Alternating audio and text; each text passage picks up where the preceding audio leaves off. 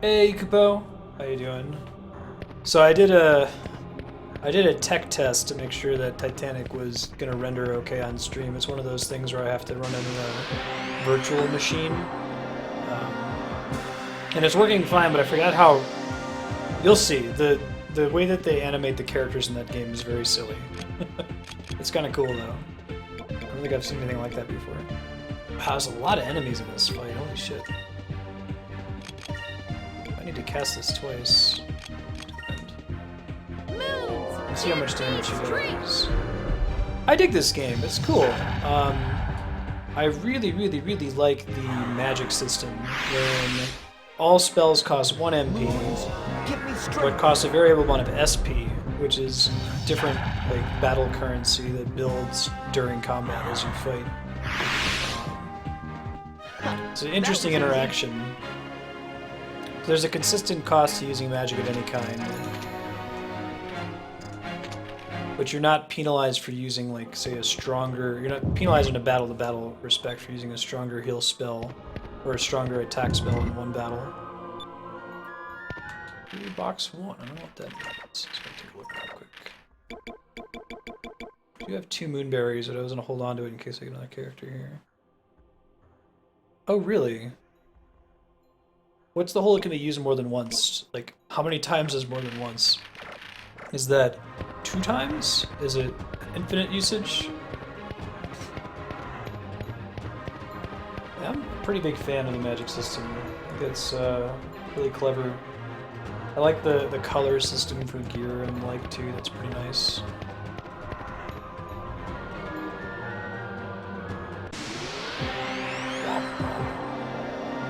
It's not infinite? Okay. Then I will never use it!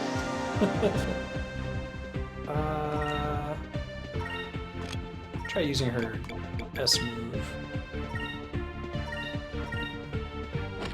Let's see how that goes. They move too far away from each other. Yeah, this game does a pretty bitchin' soundtrack. I agree with that. For sure. There's definitely no reason to cast like party magic in a group this small. The special moves are pretty cool. Like the combat kind of reminds me a bit of Chrono Trigger, with it being positional enemies moving around and a lot of your attacks being AoEs of different kinds. I wish there was a little bit more perfect information. I kind of have to guess if a special move is going to hit all of the enemies or a subset of the enemies, you know? Ooh, Pyres.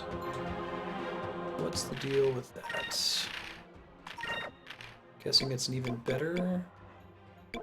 Costs 4 SP, which we have enough to start with now, so given that we always start with MP, that's just a flat upgrade. If we have the SP for it, we may as well cast that version of the ability.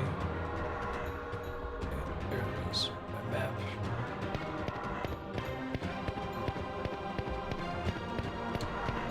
This looks like maybe progress, or is that a dead end? Maybe a dead end too. Yeah, that looks really friggin' important. Let's not go that way for now. Forgot that they could do that since we're kind of on a floating island. More than 2 times, but not in much.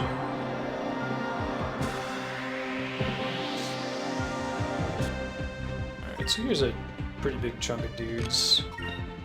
He's the only one who can cast it now, though. That's okay.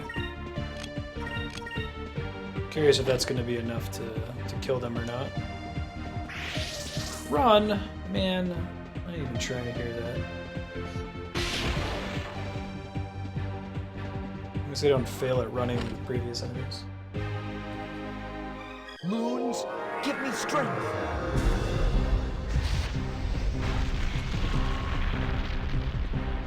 That's pretty sweet, man. I want to get that for Aika, since she's a stronger magic user.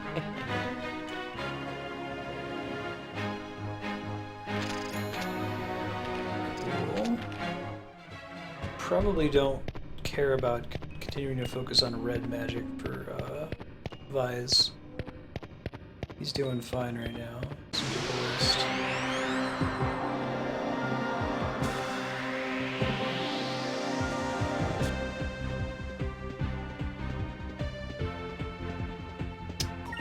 Probably. It's still a big chunk of enemies. I don't want to run out of MP, but with that many enemies, I feel like it's the right thing to do. Have to double check what his magic situation is looking like after this fight here. Yeah, I am playing this in the GameCube re-release, but it's scored as a Dreamcast game. Moons, give me strength. Lunar height.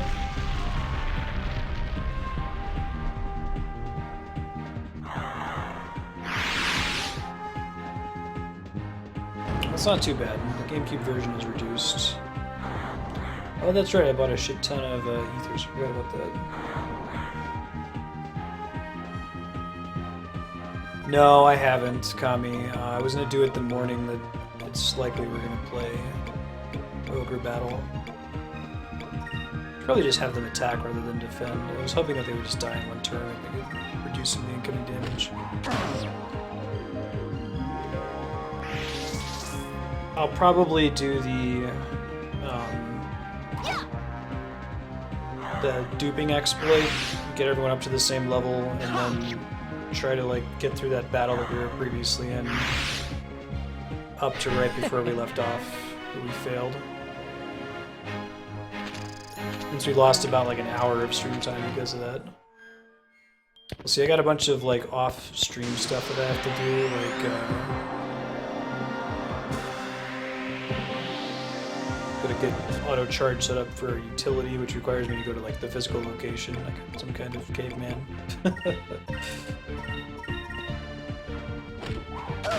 Had some issues with our title registration out here in New Mexico, so I gotta get a replacement title from Ohio.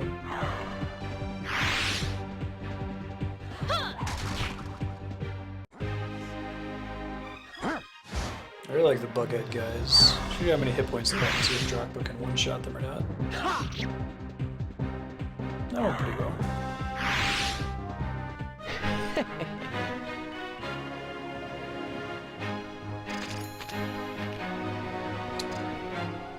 Alright, so Ayaka's pretty close to getting her new red thing. I guess I could just keep everyone on red until she gets it and then start switching them around a little bit. More green would be nice. Yeah, exactly, Yukiko. Yeah, what is this? 1990?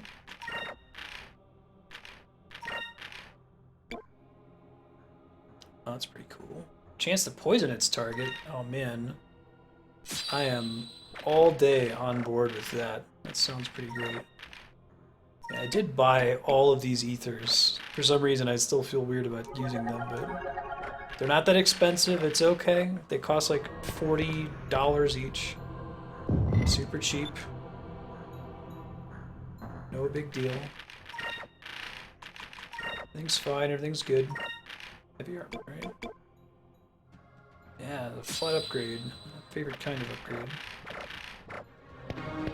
I picked up this really cool application that was in a Reddit thread over the weekend called Clover that gives you tabs in Windows Explorer, which is really helpful for me as a streamer. I don't have to have like 6 different Explorer windows open to get to all the stuff that I need. Yeah, I hear you, Yukiko. Well, it depends, because like you play a game like Final Fantasy, ethers either aren't for sale or they're for sale for an extremely high cost. Yeah, I will not spend 1,000 gil or whatever on an ether when I could use that money and save it up to buy equipment in the next town. Yeah, awesome chaos. Paying attention. If you see any cool applications like that that you think might be useful for someone who is running 3 monitors and a laptop and still doesn't feel like they have enough space for all the information they're looking at, let me know. Hey Pockets, how you doing? Happy Monday. Actually, let's do hits. You can do your Alpha Storm, and it should hit almost everybody, right? Because of the way she's positioned, I would hope. Hopefully she gets to go early.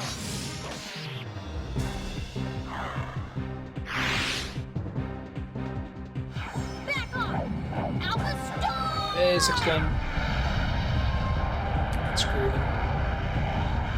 Yeah, I'm having that issue too, because Spellcraft is such a cool addition to Bravery Second, but it's... Damn is a... MP hog.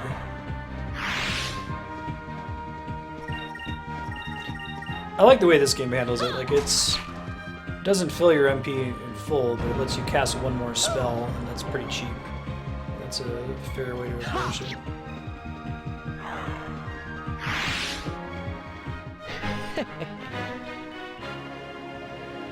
Yeah, good seeing you again. Got a pretty full schedule this week. I'm pretty excited to play the original Legend of Zelda on Wednesday, I think it is, after Mario Maker. It's gonna be fun. I might need to use a map. It's been a long time since I played it. I don't remember. There's a few things that are really well hidden. Like, I think even the final dungeon or the penultimate dungeon requires you to burn a really particular bush, and nothing in the game kind of points you in that direction.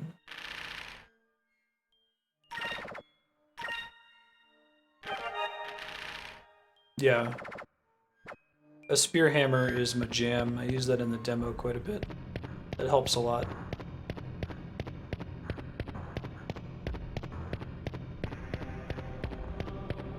I still say that, like, Spellcraft is probably one of the smartest JRPG mechanic additions I've seen in a really long time. It's so hard to make magic relevant beyond the early game, and I can probably count on one hand the number of games I've played where magic is still useful at the very end.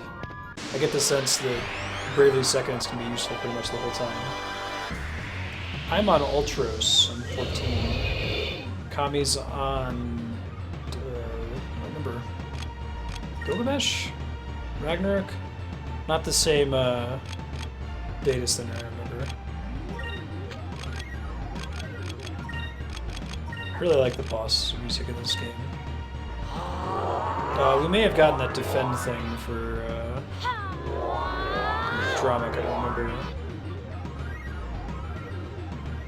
Oh, Midgard. World Serpent. That was the server I was on, Final Fantasy 11.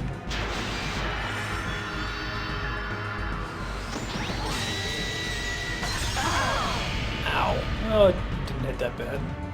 Regular attack to everybody. Alright, we got all this S move. I'm just curious what my options are. You can use tackle. It would just be him tackling. I'll have attack, tackle. Let's do it. Come to Ultros. You'll have a good time. Take that!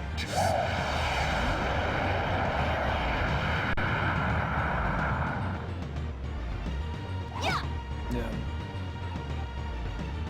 There's a lot of cool stuff that only really works in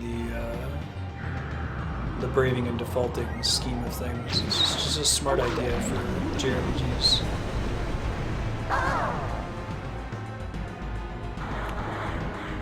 Poison. I don't think I have a way to remove poison right now. I was trying to have an AoE heal.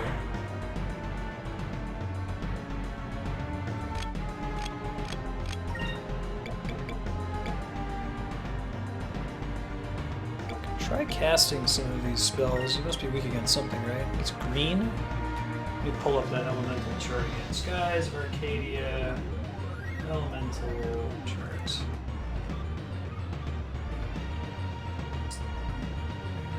Yeah. Alright, so he's green, which means he's weak against red and yellow. You might start casting Increm on people. Let's put it on Drachma. You are going to heal somebody. Heal yourself. Probably yourself. You... I'm just going to attack. Moons, give me strength.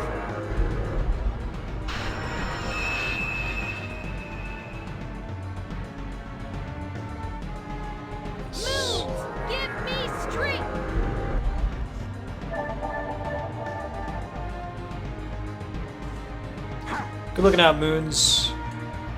Appreciate the provision of strength there. Nice dodge. you need a counterattack too? Alright.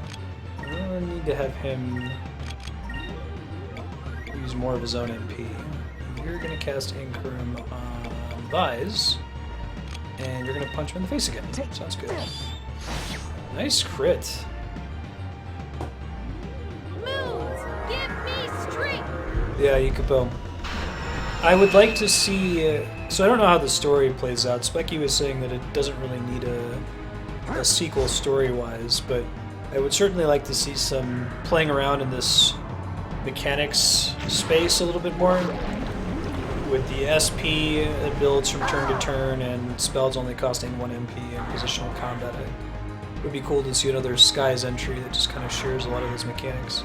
Sega hasn't made an RPG in a long time, have they? I don't think so, anyway. You're going to use Sacred Crystal on yourself. You're going to do the same thing.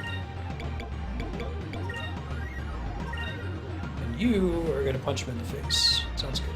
Let's try this. I am excited that the show is back. I'm excited that we're all on the same page now, that we're off book, so no one knows what's going to happen next. I'm excited about the fan theory that was confirmed in the last night's episode. That was one I was pretty sure was true, and it was kind of cool to get visual confirmation on it. Even if there's potential continuity issues with it, but I think that they're explainable if you think about it. And I really don't like what they're doing with the Dornish storyline. I really don't like it. It definitely has the feeling of the writers having tunnel vision and developing each of their seasons in a box and not thinking about where they're planning to take things in the next season.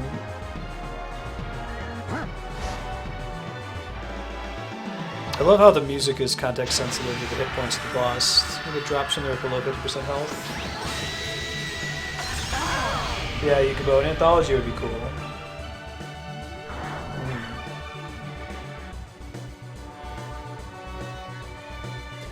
Yeah, it's kind of interesting the way they've handled it with Bravely Second, where it's the same world map and sometimes you're visiting the same locations again. I think I generally prefer anthologies. Anthologies let you tell completely different stories while sharing some mechanics. You have to be a little bit more creative with an anthology. Probably heal after this turn, that should be fine. See how much tackle does. Some of the mild, like continuity stuff, doesn't really bother me. Hey Sylvite, no, it's the GameCube version. If you're thinking of the Dreamcast version, that might be why it looks a little bit different.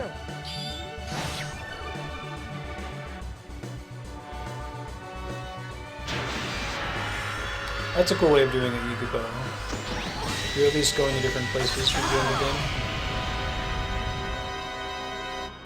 Oh, and the music changes if your party gets low on health. I think I appreciated that before. He's almost dead. I feel like I should just push through and finish him. Try healing though. These two can probably take him out, and hopefully Aiko won't die. Let's try this. There we go. Yeah, I don't actually own this game. I wanted to buy it. I'd love to give money to Sega for it, but they don't sell it first party anymore. So I am playing it on Dolphin. If there's ever an official re-release of this game, I'll happily pay money for it. Yeah, dynamic music changing is really cool. It's a more recent gaming phenomenon. I mean, you do some of the older school ones, like, whenever you ride Yoshi in Super Mario World, it adds the little drum track. Probably one of the earliest examples. But it's becoming more and more commonplace. I don't really remember seeing it in RPGs terribly often. This is probably one of the earlier titles to do it. Wasn't there a save point in this room? I thought so. Oh no, I'm way ahead of you, Spiky. I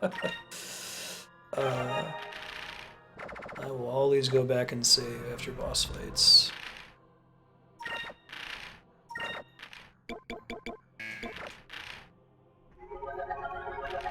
Saw me in Undertale. I was going back and saving when it didn't matter.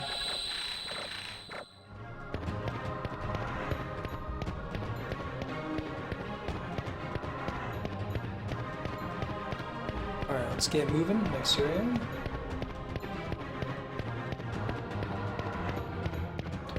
Yeah, Chaos, I'm optimistic. Cautiously optimistic. I'm excited for the next episode.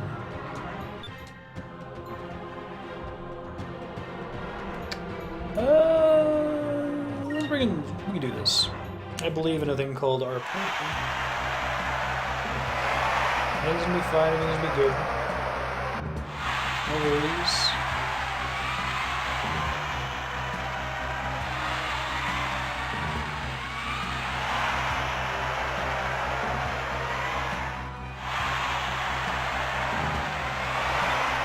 Okay, sounds good, Leon.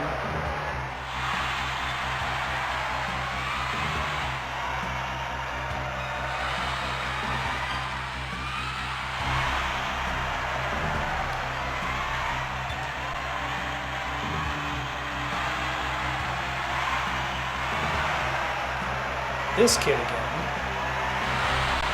Yeah, hip pockets.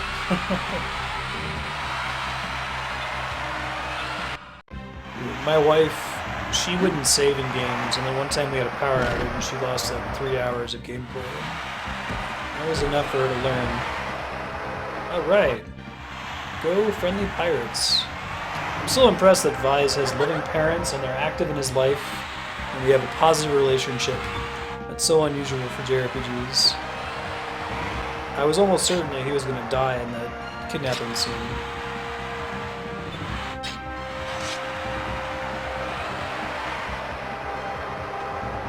Now I will witness your execution. Got to watch us free our friends and trash your guards. Guy's outfit's pretty cool. It's interesting because you think about it, like you look at all these JRPGs and how they have all these like narrative tropes in common to the point that it's almost comical. You think that would be a really easy place for you to branch out in your storytelling, right? And be like, you know what, we're gonna do one where the main character isn't sleepy. But I'm curious if they're doing it out of like deference or nostalgia. I think there's a strong pressure for the protagonist of a JRPG to be important somehow, with a couple exceptions I can think of.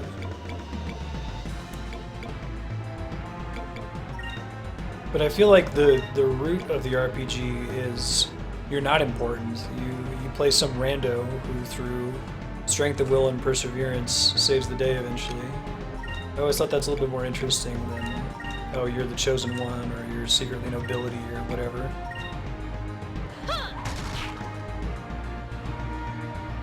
Yeah, I used to do multiple save files back in the day. I used to make a save file whenever I got to like an interesting part. So like the end of Disc 1 cutscene in Final Fantasy VII, I had an extra save there in case I ever wanted to watch it again, which I didn't.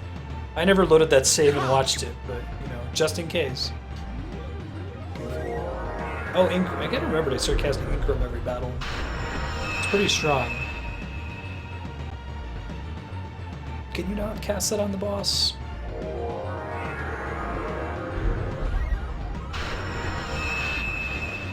Yeah, and I like... From a moral perspective, I don't really like the nobility storyline. It's like the only people who are important are the people who are rich, born into an important family. You don't make your own destiny, kind of a thing.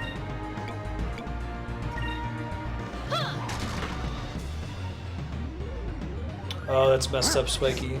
That kind of happens in Xenoblade Chronicles, I think. Moons, give me strength.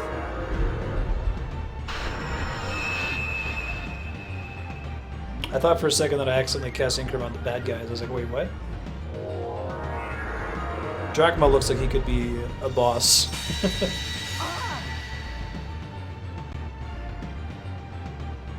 I guess a lot of that was back in the day before YouTube, so now if I want to watch the end of Disc 1 cutscene Final Fantasy VII, I just Google it. Holy shit. That hits really hard. Why don't you keep hitting Drachma with that? That sounds great. less likely to kill me in the process. Let's throw a Sacred Crystal at our buddy over here. And you need to not miss this time, dude. Let's try this. Yeah, I think so, Broken One. It depends. I've certainly started many more games than I've finished in my lifetime. Twitch is helping with that ratio for sure.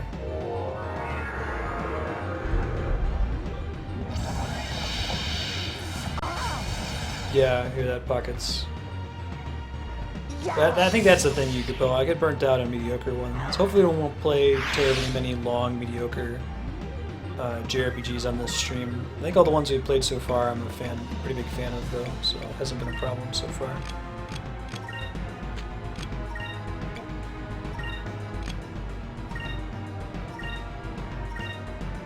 Take this.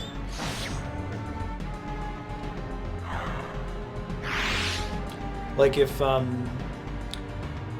Rhapsody were like an 80-hour game, I would probably get pretty tired of it. But it's apparently super short, so I like it as an intro RPG, my first RPG kind of a thing. Holy shit. This guy's not joking around. 1,000 damage. I haven't played Grandia, no. I think I remember seeing Grandia at Blockbuster, it's in my mind, but never rented it.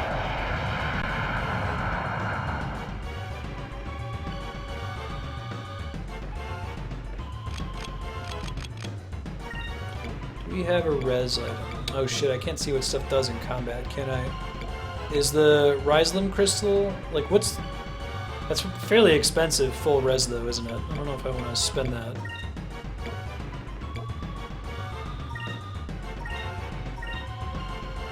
Oh Jesus, I could one-shot Vise. You're being okay. Here goes. Oh, I can hit X to look at it? Okay, thank you, Spiky and Sylvate. Good looking out. The main reason that I would use... I'm trying to decide here. The main reason I would use the Ryzlim is to give some XP to Aika, but I kind of want to save it since I only have the one, and maybe I'm going to have a harder boss fight later, you know? Tackle. Ooh, this could be bad. That was close. We're okay though. Everything's fine, everything's good. Here goes.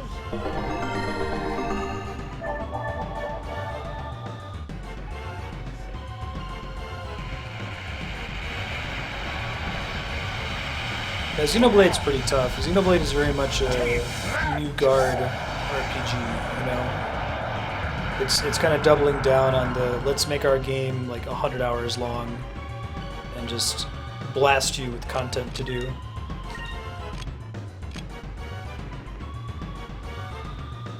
Oh yeah? That's pretty cool so far, I'm enjoying it.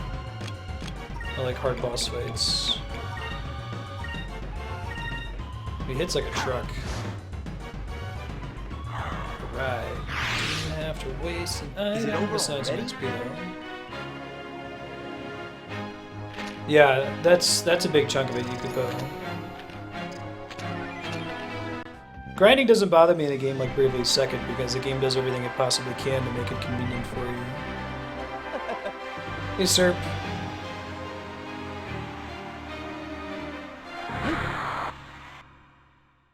What a swashbuckling thing. Let's heal Aika up right quick.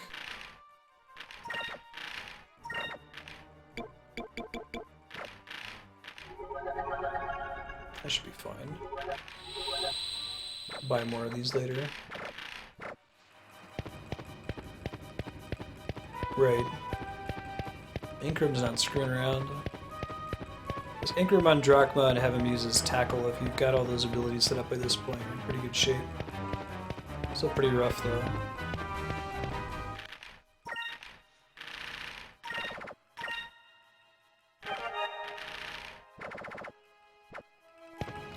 Cool. Being useless. Maybe joining your party? I have an important enough looking character model that maybe I'm a character that joins you. Oh yeah, I saw that wall. I thought there might be something secret there. The way the map was laid out, too. Whoa, what's up with all this, then? Where's the gunner? Metal boxes all lined up one after another. Big long bug. Sacred crystal. Is that little number that shows up after the item, is that like the number of the item that I just got?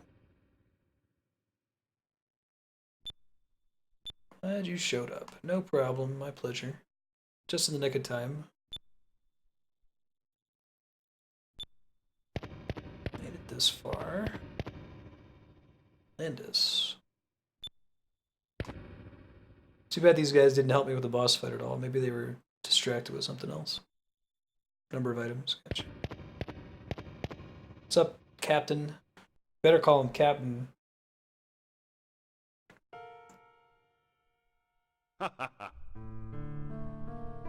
Whole head short right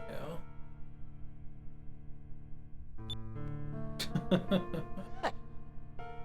Look how proud he is.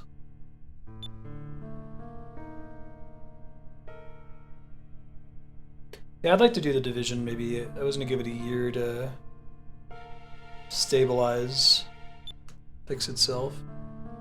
Although it seems like it's pretty fun up into the end game. It's just the end game that's buggy and sucky right now.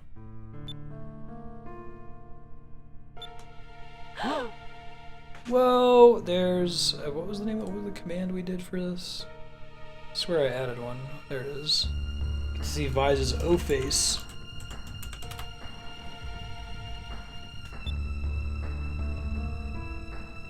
Empress herself wanted to meet Fina. Fina's like a silver nation.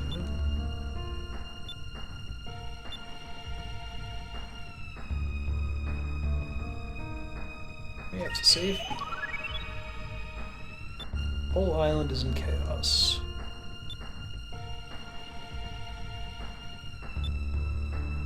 Yellow moonstone, awesome. Been waiting for that one. I like lightning. Can use that against robots, I think. Are weak against lightning. Silver is weak against yellow. Is that true?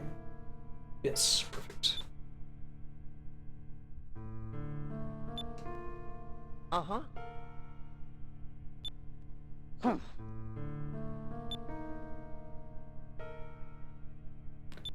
do I get to Upper City?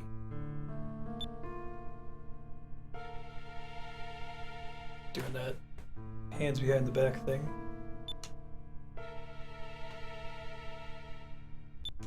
Got to try. Let's do it.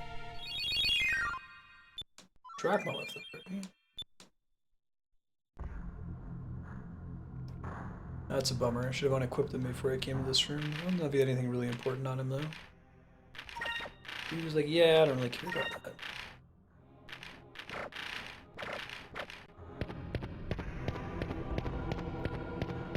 We'll give them both yellow for a little bit. Are there any other buff spells that I can learn in any color that I currently have equipped?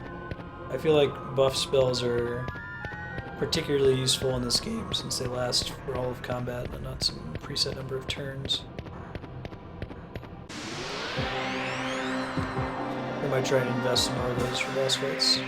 Later, Pockets. Thanks for popping in. See you next time.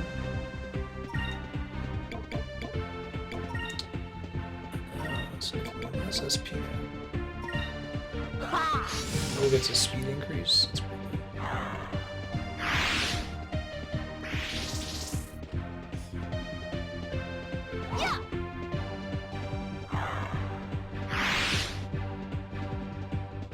Switch their weapons next turn.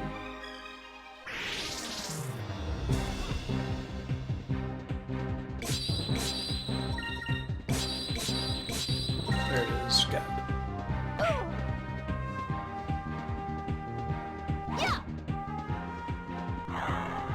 Oh, that seems pretty buff. It's laid in That was easy. deep into red, I'm guessing.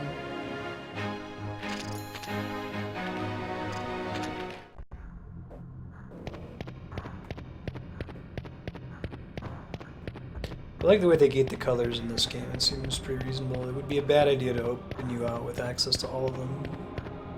I wish that it was more important in battle, since it's so easy to change. Like, I wish the elemental difference was pretty big.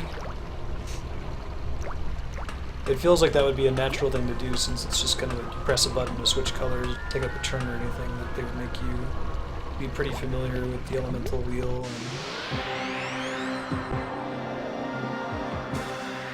And the last one, which is so late. So probably don't want to start investing in anything like that until we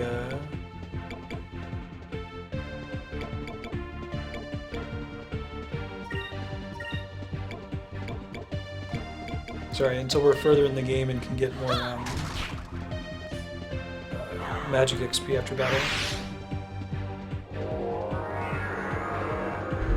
Who else will be against the other? Green, blue, and silver. Okay. 16 SP, yikes.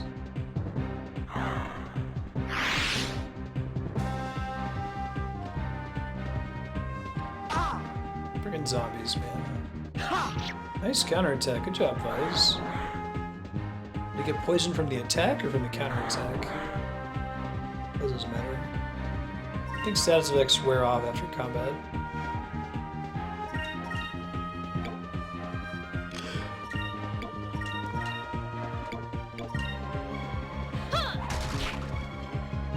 One hit point, of course. Counterattack here. I should have flipped them.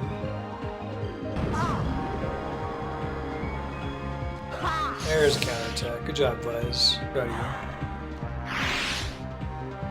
you. Looks like poison doesn't tick as long as you win before the round ends. Status effects tick at the end of the, space at the end of the round.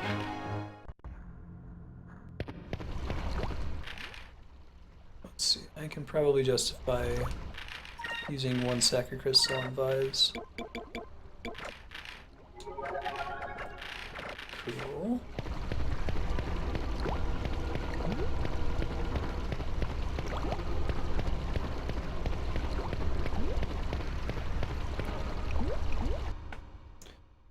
Up we go. What's up, Marco?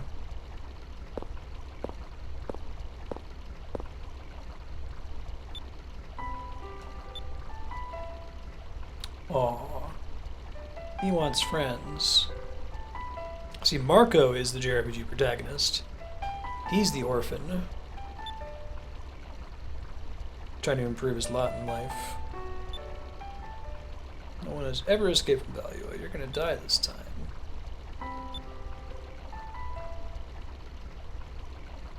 When I hear the word impossible, it makes me want to prove everyone wrong. A long time ago, a handful of sailors took a small boat out into uncharted skies. They knew what they would find, monsters and maelstrom into the world. Because these sailors challenged the unknown, the new lands were discovered. Yeah, I like Vise's character too. He's pretty different.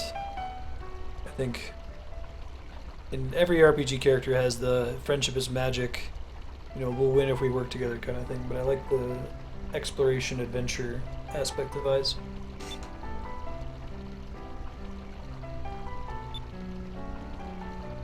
The never give up thing is pretty common.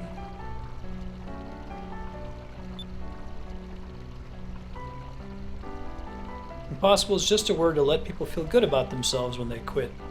That's a pretty good quote.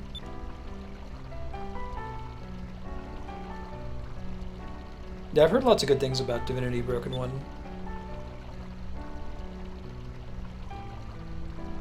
You know, ellipsis me there, buddy? I be a sailor? Uh-huh. Anyone can be a sailor. Mostly.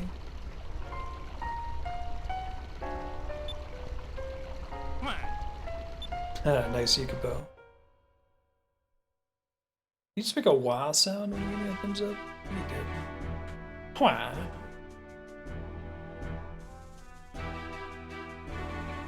It's like the fish in Wind Waker.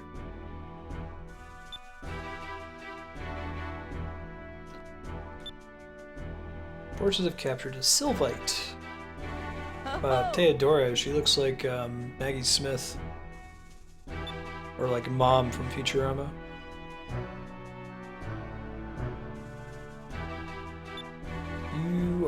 weird and creepy, Teodora.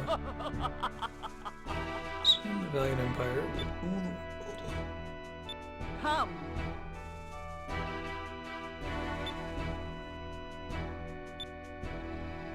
All who oppose us shall fall, their islands will be reduced to ash and dust.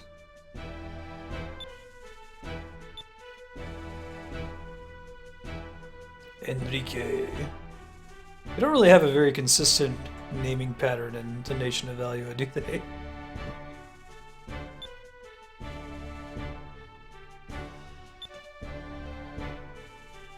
You still have much to learn. You cannot walk the path of an emperor and concern yourself with petty worries of the people. God. Cartoon villain. At least Enrique's not a douchebag.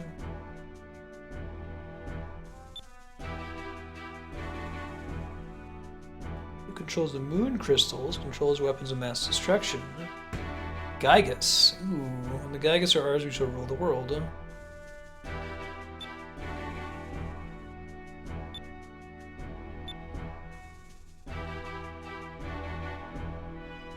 Oh, really?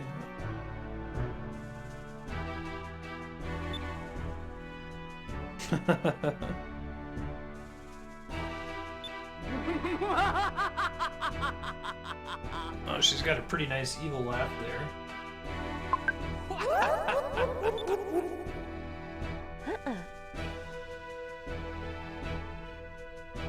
Humans must never control the moon crystals, the Gygus, ever again. Power-hungry dictators like you are the reasons humans must never control them. God, she's pissed. Kill her. Off with her head. Job, Enrique.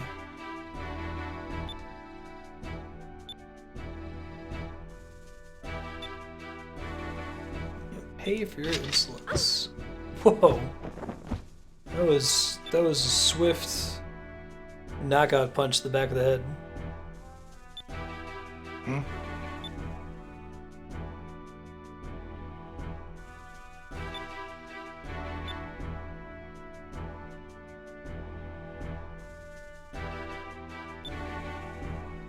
Go with me and she will guide me to the moon crystals.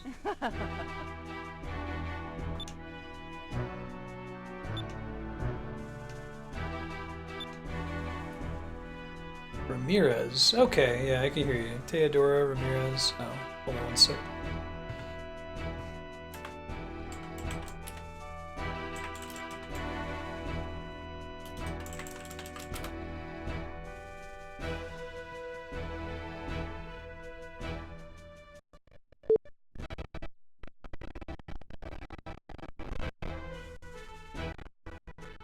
Sorry about that. Internet died over here.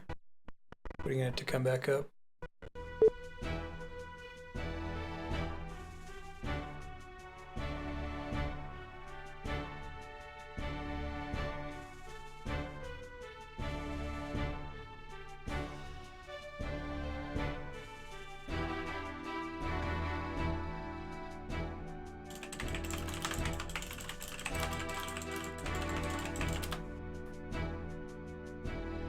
Alright, we're back.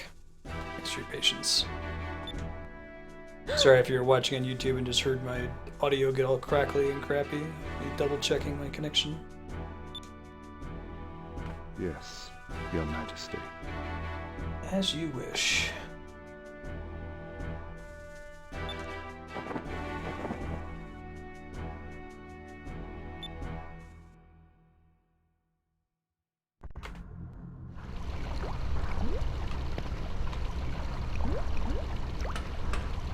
Help you there, Sedigus?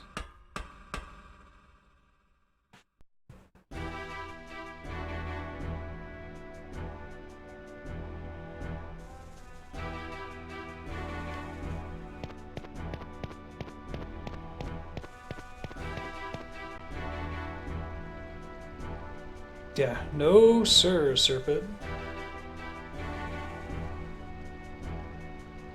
A game hasn't been done yet, probably because so few games work with a PC with a monster processor. Ooh. Thank you for double checking that, Blaster. But it would have to be on the same machine, right? You wouldn't be able to do it over a network.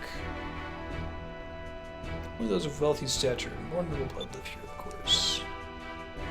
Much harder life here in Upper City than you think. There's so many plays, so many parties. A very busy person. God. I swear I've met people in the real world like that. People of, like, supreme economic privilege that think they have it really hard. It's not a complete parody.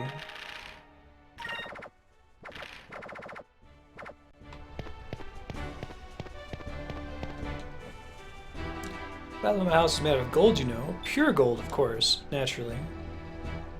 Something is still missing. Toilet made out of pure silver.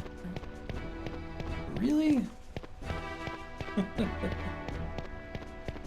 Upper City definitely looks nicer.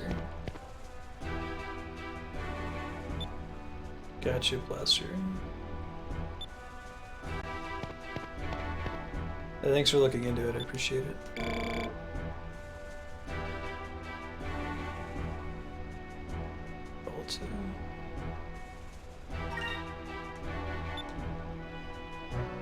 Sorry for my insolence, I didn't realize you were of such import.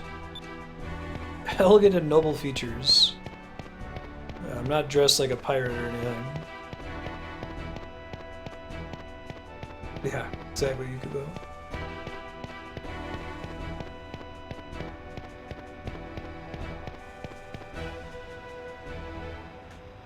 Probably not, no.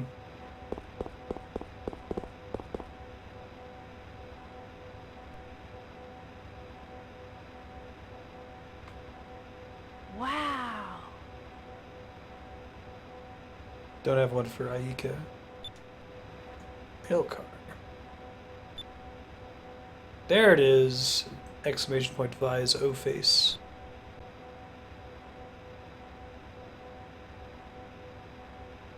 Oh, that's right, he's got that cool monocle. I didn't realize you could use it for distance viewing.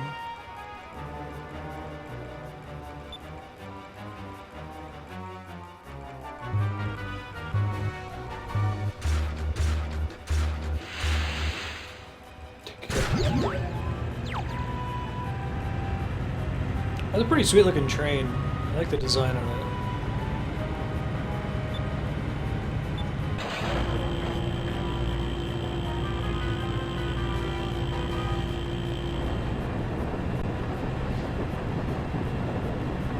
Oh, I didn't know that 6-gun, really?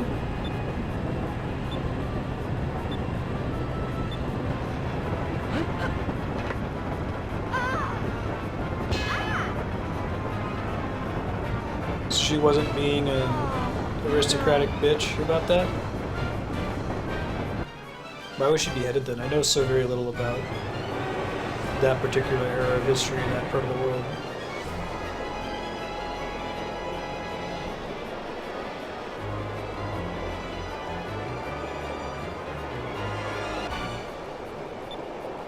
Let's go.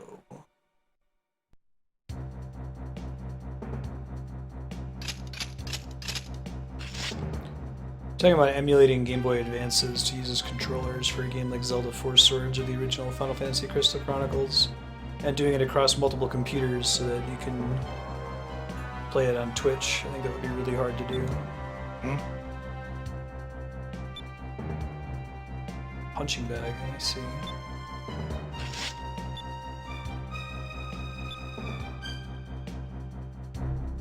Galcian goes to market. He's like, "Can you give me your most evil clothes?"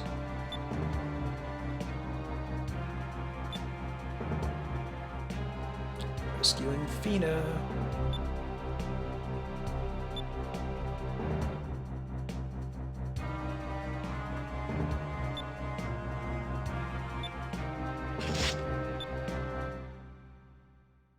Yeah, right. It's not too late, Yukupo. You too become a supervillain. Oh man, I didn't know this level existed. I would have included it in my train level montage I did on YouTube way the hell forever ago, 6 years ago. This is pretty sweet too. This would be a good one to have in the video. I've got the Phantom Train and a bunch of other stuff on there.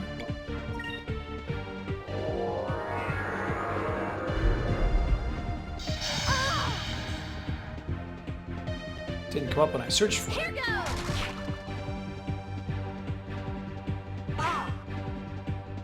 Gotta have kick-ass train fights.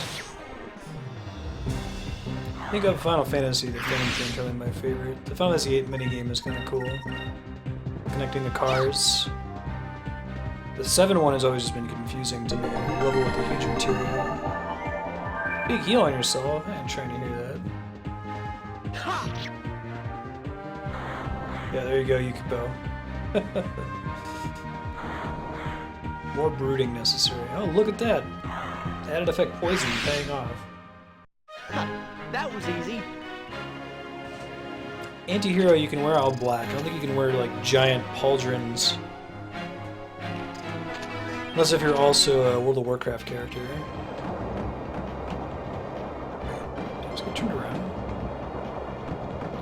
I think I just got turned around.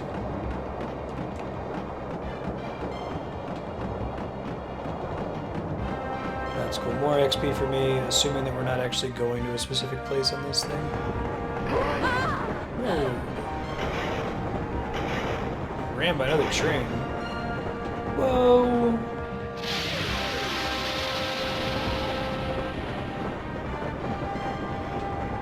Oh, you threw away his sweet cape.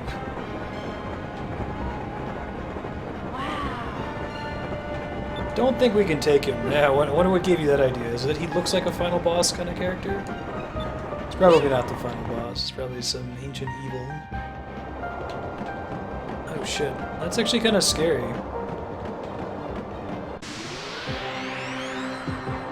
It's thousands of capes.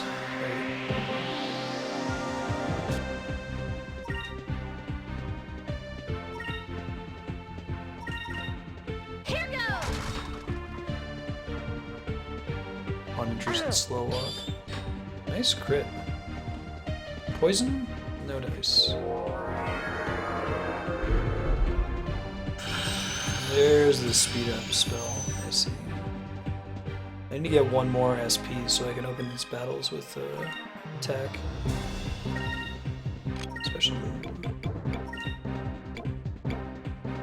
Okay, so question about Alpha Storm. It attacks in a line. Does the line always extend as far as it can, or does it only go as far as the enemies select? In other words, if these two enemies count as being in a line, can I target either of them, or do I have to target the one that's further away in order for it to trigger? This doesn't matter, since he's gonna die, but future reference. Yeah, there you go, broken one. I like both modes of that, like the version where boss turns into a monster and the actual final version is just their human form. Extends the border of the battlefield. Okay, thank you. Good job. Yeah. She's so happy. Electric.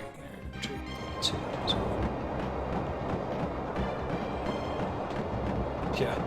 Mechanical ancient evil god. Exactly.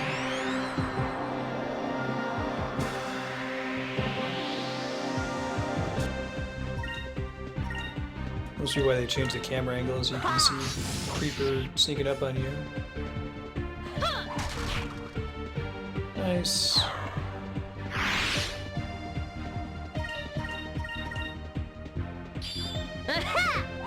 I guess at the end of the day, I'm probably not going to cast very many single target spells. Be using healing magic and like spells that hit the whole party.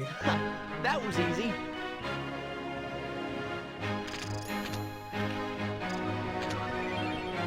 Sacrifice crystal.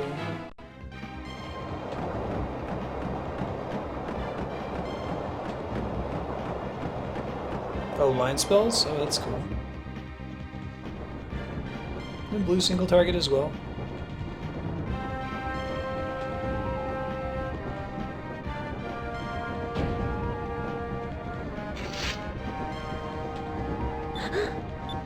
Who are you? She just said my name. Hey, Hey, Oh, blue's a splash radius. Oh, that's cool. Cool way to approach it. Probably should have healed before this fight. We'll see how we do. Fina just pass out? God.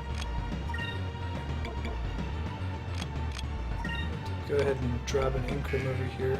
Oh, he can't. Oh, we don't have enough SP now in the battle. Next turn, then.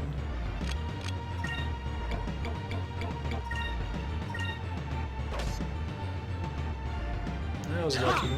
Target the wrong one. Let's try this. They're pretty nasty. We'll see how we do with Incrim and then maybe start thinking about using magic instead.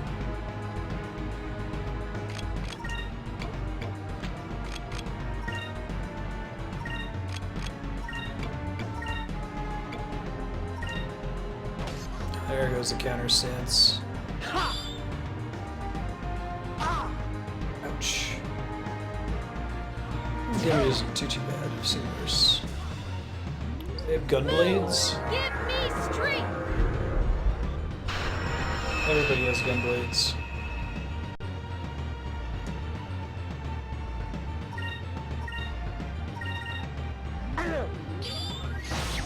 Nice crit, wow, yeah.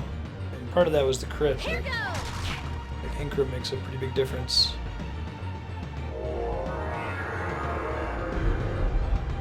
I assume we're gonna count as being on the line, right? Ouch. That did not feel good. Here goes.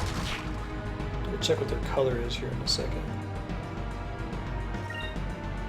They are yellow, so that means they're weak against blue and silver.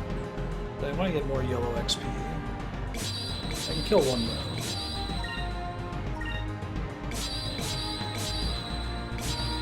She's gonna have her heal herself again. Keep tanking the gunblade guy's damage.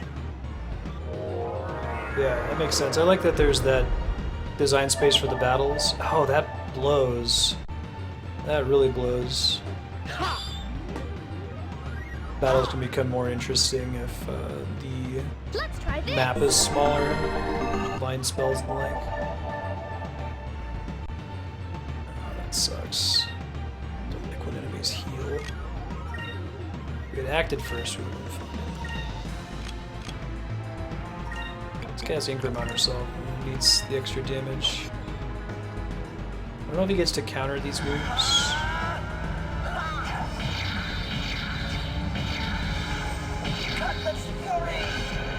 Cutlass Fury.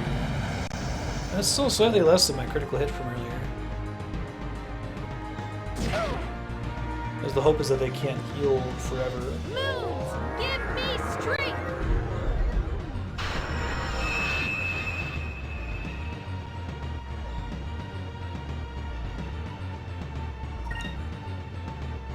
Big hit over here. Just focus him down. That's fine. Live with counter stance. Oh, counter stance costs is defending. I see. I thought I did comparable damage early on even without a defend.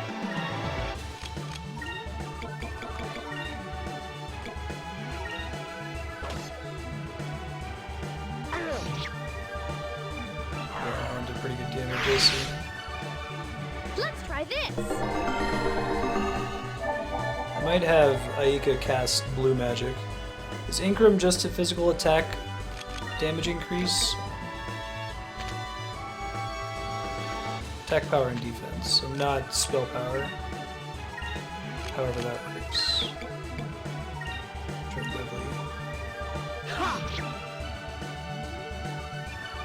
Move. Give me strength. Thanks, Moons. That wasn't too bad.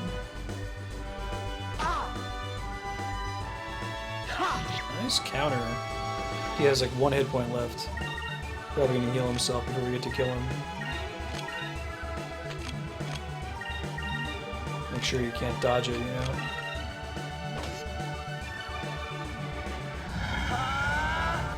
Yeah, I really like the transition to battle music. Oh, thank you, Six Gun. Chat delay. Bummer. That's okay, we'll get some blue XP. We're actually pretty close to getting a new blue spell anyway, so maybe I'll sit on blue for a little bit. Curious to see what the next level of spell is. And we'll switch back to yellow.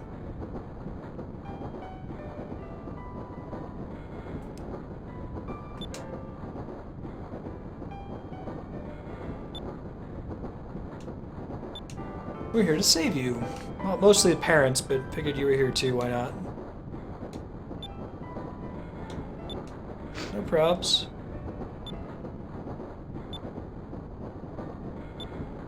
Let's get out of Dodge. Oh yeah, this guy was following us this whole time.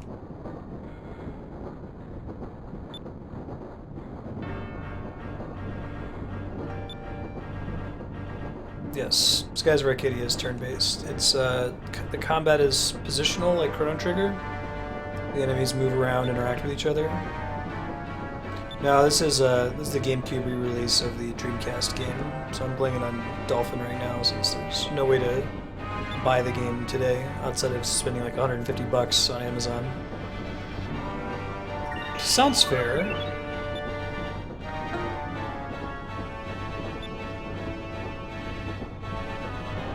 A pretty good rumble going on here. Being on the train. We're air pirates, we don't need your permission for anything.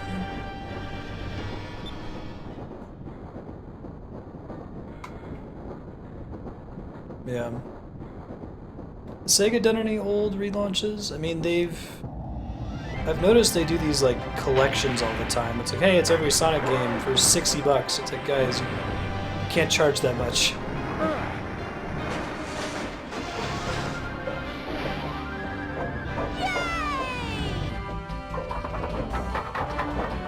That was pretty cool.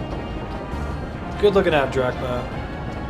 You left the party for a reason, so we didn't get whomped by giant cape Galcian dude.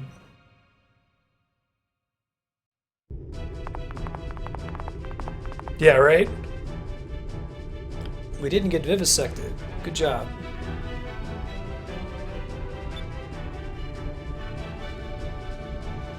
Oh, awesome, broken one. I didn't get a Dreamcast until after it had stopped production. I think I got it like secondhand very, very cheaply. I went back and played a bunch of older games for it. Save the mushy stuff for later. There you go. You hear that, Bravely Second? Closing the gates. That's gonna be a bad thing. There's a similar scene to this in Final Fantasy IX.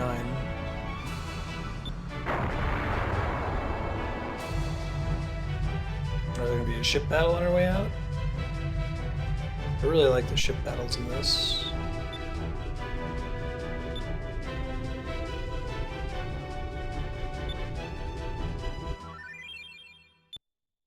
Dracula's joining your party again. We are gonna get a ship. Cool. But we don't want to lose. Yeah, they're pretty smart. I like how they still feel like a turn-based combat, but they're changing it up a little bit.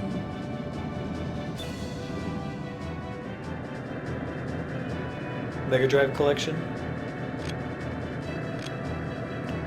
Yellow is when we need to defend, if I recall. S cannon.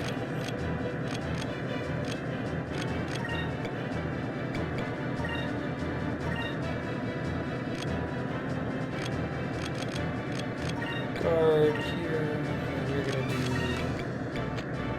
focus, I guess.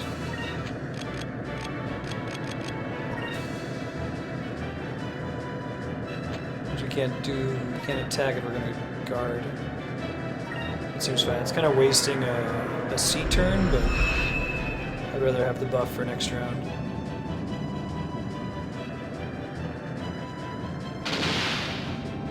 I really love that you get to prioritize the order in which the characters take turns. That's the fundamental difference, it feels like, of the ship battles from a regular random battle.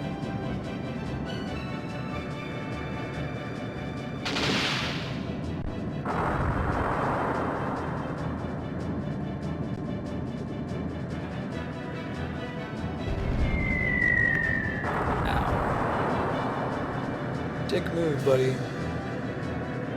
might be able to attack twice now.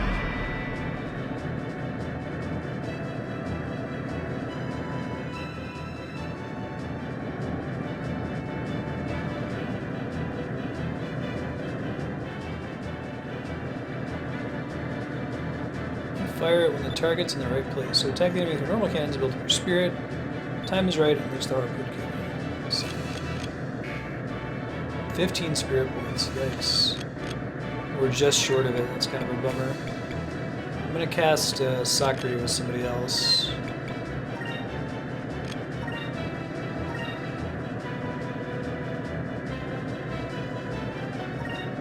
May as well do one attack. I think we're going to get enough next turn that we'll then be able to cast the big thing. Well, Sakri costs 2, so let's not do that. Let's have them do the standard cannon in turn 2, which should be good. See what it looks like, and then maybe we'll cast Sakri after that. Did I just get kind of in trouble there that I used evasive action, but it didn't trigger until after the enemy attacked?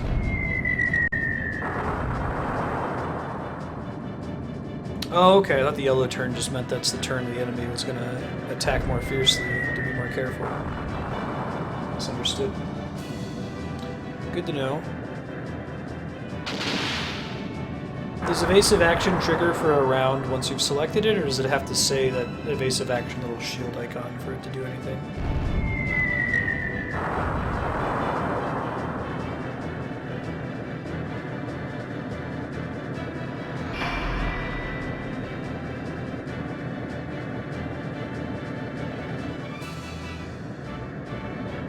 It turns out that they do both, I see.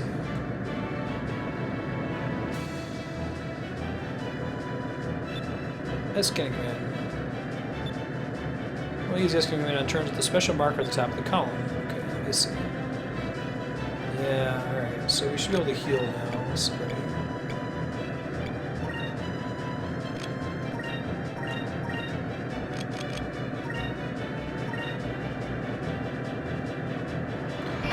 Are yellow turns and harpoon turns necessarily stacked, or just so happens that they have been so far?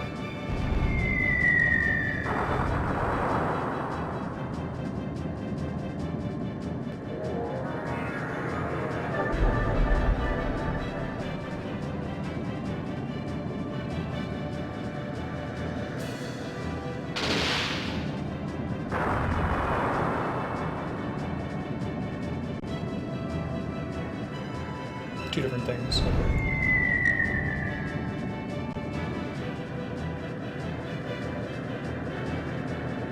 Gotcha.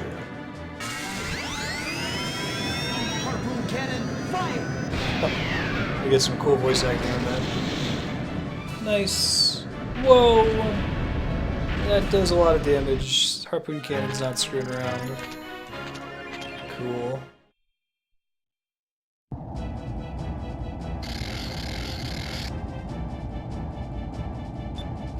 That gate.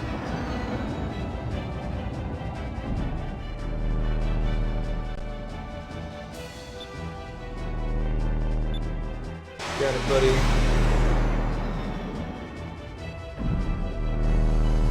Oh, he's gonna get out the last second. That sucks. Yeah, I figured.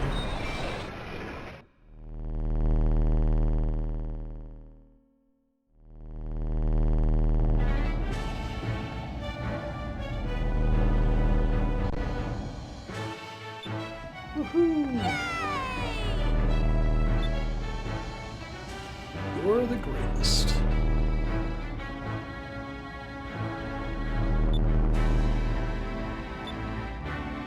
Dad is proud.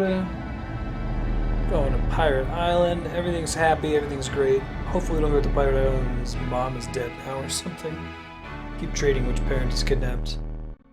Trying to join our party. I guess there's one. I'm trying to think of a game where I've played where you have both a parent and their kid in the party. Dude's just been standing there the whole time like, God damn it.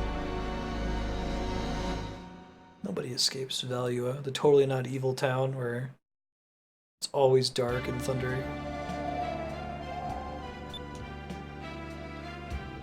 It makes sense though. I like that it's ultra industrial because of the yellow moon. Shadowy because of the thunderstorms, and not because it's just like they didn't go with like something super cheesy like a shadow moon. They have the power of evil. Aww.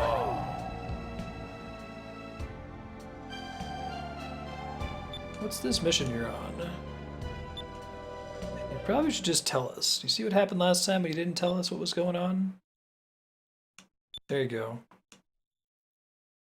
Really Princess Zelda look on her face there. Silver civilization, Valkyr. Hundreds of generations ago, the world's population was divided into 6 civilizations for the different colors. Sure. Each of the moons: green, red, blue, purple, yellow, and silver. Each civilization harnessed the power of its moon by learning how to use moonstones, the source of energy. The entire world went through a technological revolution, but technology advanced faster than the people wielding it. Actually, the question mark. A nuclear weapon. Blitzball. Awaken the crystals. Sailors. Mandi. The language of Chinese. Black car. Metal Gear. Weapons are called Gygus. They were gigantic living weapons that were capable of destroying entire islands. Heard about the Gygus before. There's a giant and a dragon. What else is there? There's 4 other ones, aren't there? Oh man, I'm excited to see what the Gygus are going to be. The ancient civilization went to war. They unleashed the Gygus on each other. So many people died. Then something happened. The rains of destruction fell. No one knows exactly what caused it. The moons wanted to make sure that the powers would never be misused again.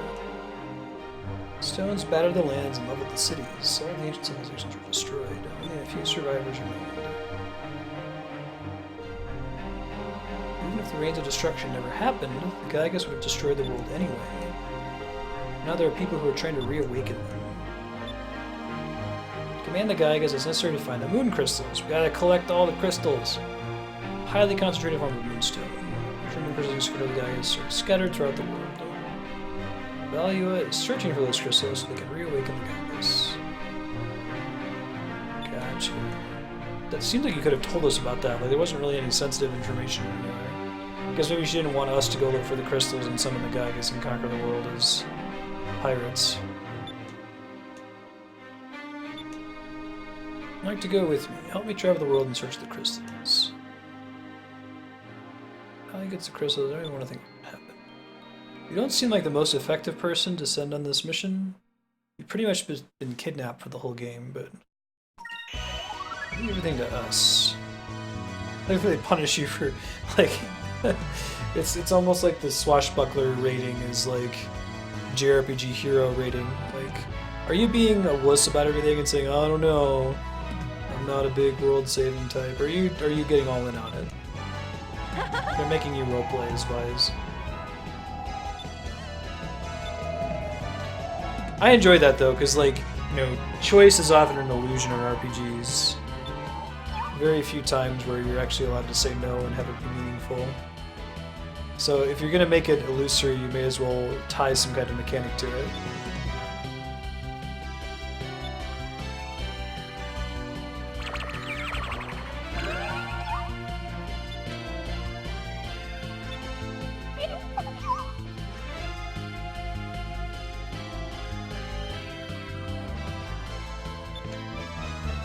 My homeland, it can change its shape, and it's usually shaped like a bracelet around my arm. That is a weird thing. I guess it's cute, kind of? Not sure.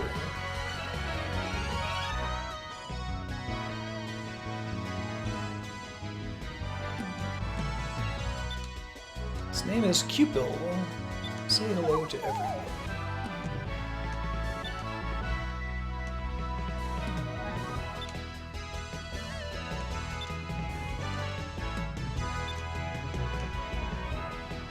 We'll just go anyway. Alright, Fina actually is a party member. And now we've got the last moonstone, right? We've got all the colors now, I think.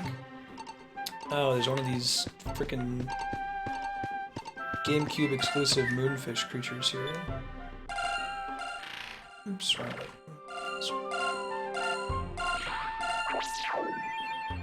Well, there, I'm glad I saved those moonberries. I thought I was gonna get that annoying kid. This must be my full party then. Unless they pull a Galef. Alright. Called Silver Moon and bless each party with regeneration. 12 SP though. Damage and petrify for 3 SP. That's a pretty good deal. How long does the regeneration special move last? Cool, let's keep going for it. Hey, they rebuilt the Snake Eater ladder. I assume that's what this is. What a thrill. Darkness and silence for the night.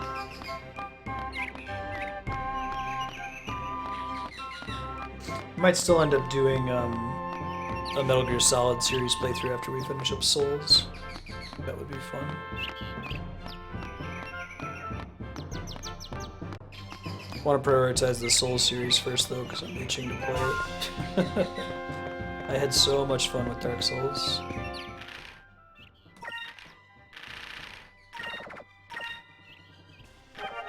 Okay. I guess that could be nice early on. It's a shame that it doesn't scale though. Well, I wonder if you existed in this world, if it would be possible to be afraid of heights, right? I feel like that's probably more nurture than it is nature. I have a pretty nasty fear of heights. I can do stuff like roller coasters without any problem. I like this theme a lot. Alright, gotta go through another door. Checking to see if any moonfish was there. Do you have anything new in the shop here too?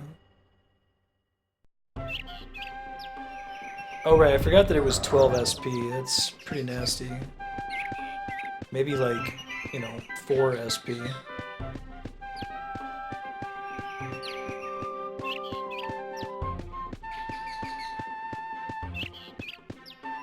Yeah, I feel like in general the SP costs in this game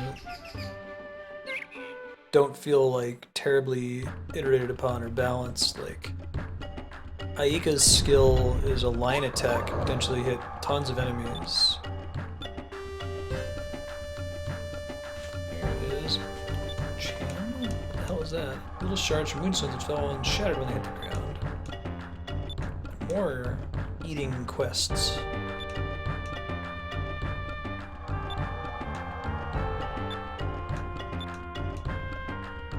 Oh, that's cool. Okay. Whoa, I didn't notice that. Shortcut, presumably? Fear of falling. It may have been up there, but I'll check around down here first.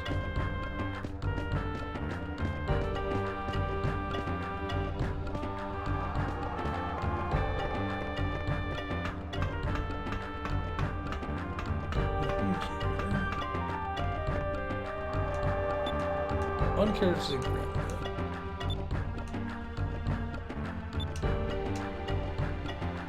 Doesn't need to ask for his parents' permission. From now on, you're my equal. Aww.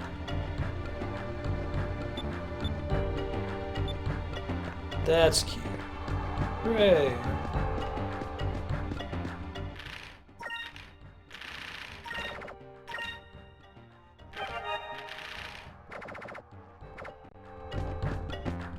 Yeah. People post those GIFs on Reddit of people climbing, like, communications towers or sitting on the edge of buildings and stuff. It gives you the heebie-jeebies.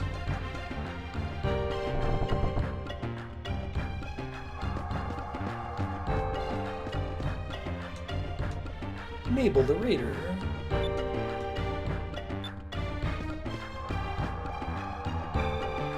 I'm guessing Fina is a pretty good spellcaster.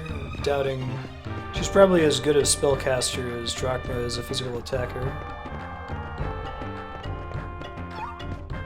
And is probably as good of a special attacker as Drachma is a spellcaster. I see a chest up there.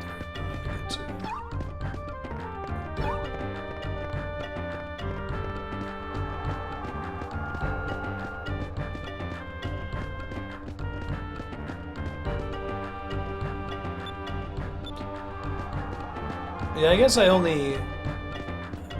only really afraid if I think there's a real concern that I might fall. So I'm like in one of those big spinning things they have at amusement parks that like show you the park behind a glass wall. I feel perfectly safe. I'd even like lean up against the glass. But if it was open to the open air, then I'd be scared.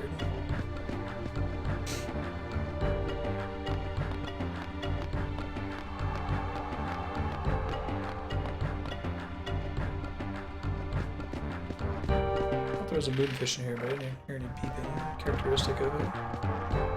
There's a shop. Is this the shop? I think this might be. I don't think I've heard Drachma before this game. What kind of game is Coliseum Saga, Narkle?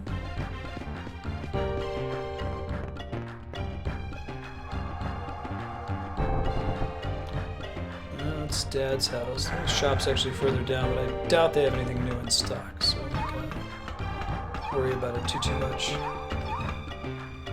Oh, there's a...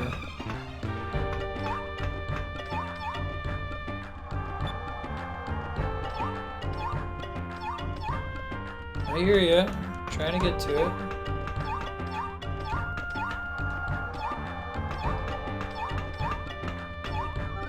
There it is. It's on the ground. Gotcha. The next question is, how do I get to that chest that I saw? Unless it was just a for fun chest. There's one that's over there. Maybe there's a rope that sneaks down to it that I missed.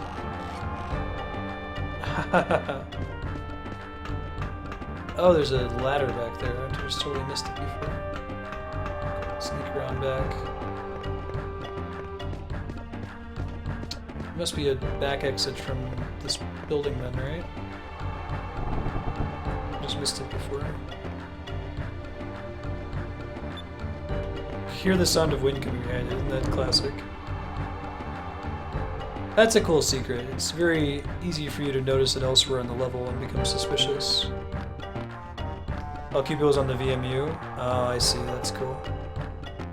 I really like the idea of the VMU. You kind of get that in a much more pronounced way with the Wii U. Some gold, but it was worth getting. Isn't this room a little bit drafty?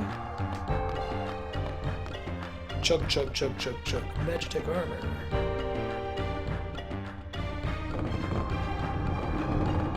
Vise is so considerate. He always closes doors and secret passages behind him.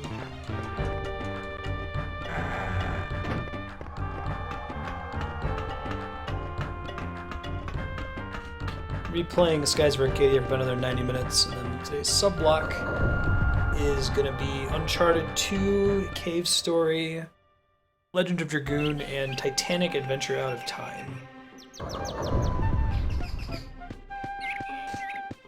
Got sub-block posted out for next week as well. I'll try to keep a week ahead on that so people have a chance to change their game selection if they want, or let me know that they won't be able to tune in. Let's move folks around.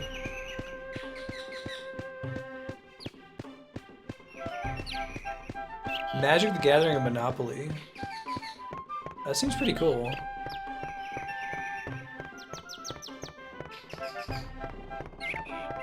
That's neat. I wonder if anyone's made an attempt to, like, rebalance Monopoly, like, achieve the same basic goal, but, like, European board gamify it. Oh wait, I thought I could just go there to exit. Sorry, I thought that I could just get on my ship from there. Do I have to go back underground and get on the ship?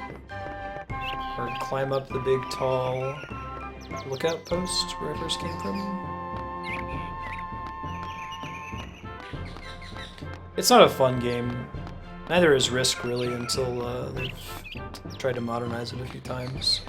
A lot of the problems with Monopoly have to do with people house ruling free parking, and not obeying rules about auctioning properties when they're not purchased when someone lands on them.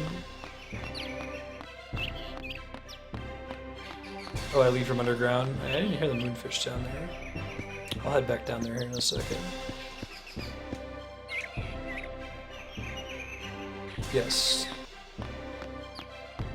The free parking rule and not auctioning properties ruin Monopoly for sure.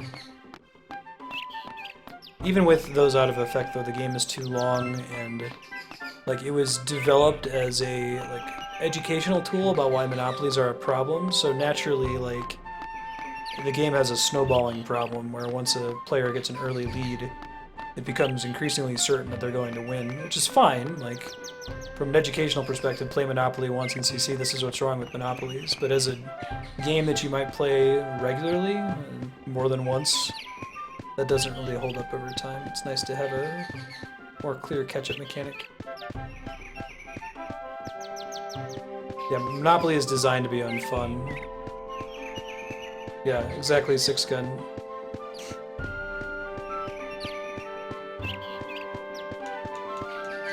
It's not meant to be a fun game to play with friends. Like, you know, Settlers of Catan or Dominion or any other more modern games.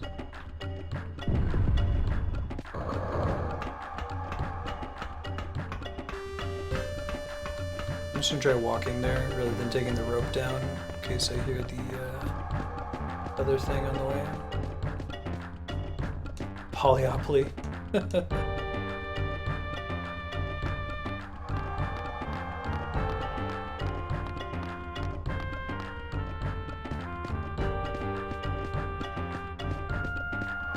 Yeah. I think it can be fun. I mean, like, Chutes and Ladders can be fun too, right? But Chutes and Ladders has the Mario Party RNG issue. I think that it's cool to play Monopoly every now and then, but it's definitely not a, hey, let's get together on Wednesdays and play Monopoly kind of game, like Settlers might be. Here we go.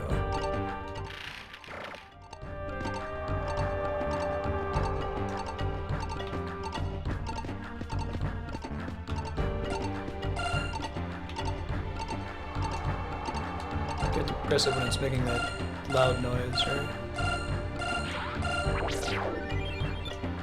Good looking out. And Polyopoly is a more interesting name.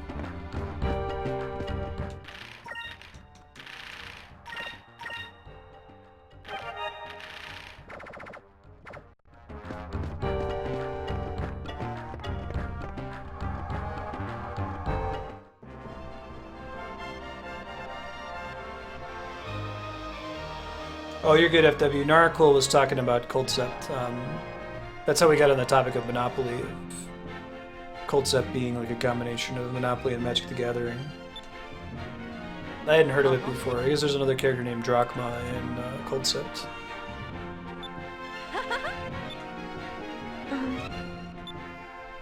Yeah.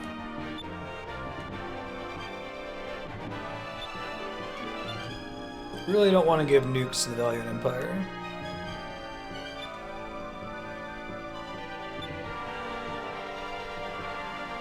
Yeah, Risk is tough too. Risk gets by with like a turn limit, doesn't it? Because I feel like Small World is the modern game remix of Risk, and the reason it works is that the game just ends after a certain number of turns, rather than potentially lasting hours and hours and hours.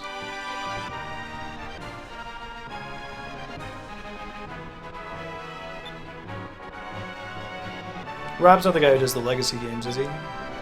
Heard an interview with him on NPR. He's pretty cool. The guy who did Legacy, it's not Rob. You haven't heard of him? The Legacy board games are like new versions of older games, like Pandemic, and much older games like Risk, where after each game or during each game you make permanent alterations to your board that will affect the way the game plays next time. So it's kind of cool that you have this evolving play space, the reason to play the game more than one time with the same group. He is Legacy guy? Gotcha.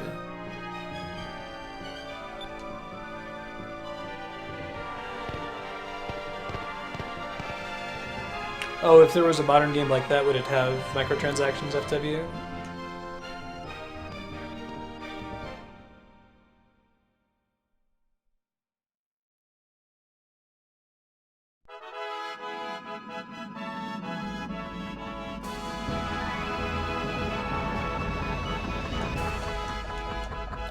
Most recent board game I picked up, it's kind of more of a card game, is Boss Monster, which is like based on NES dungeon crawling games. It has like all pixel art for the cards and stuff. Someone else is doing a Kickstarter for a similar game. It's supposed to compete with Boss Monster.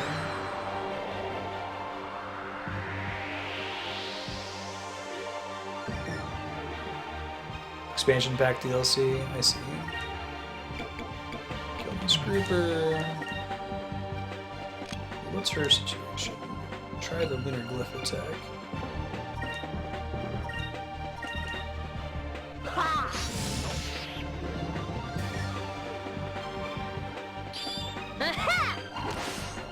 Gotcha. Yeah, like having to get hacks in the lake.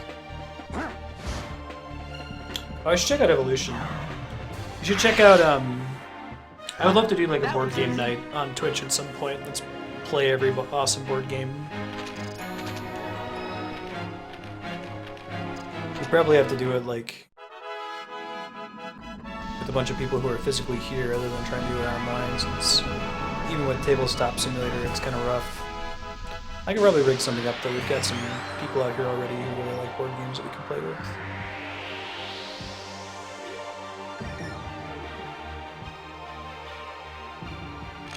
It's not that you can only play it once, it's that whenever you play it, you're permanently altering the game board. Here goes!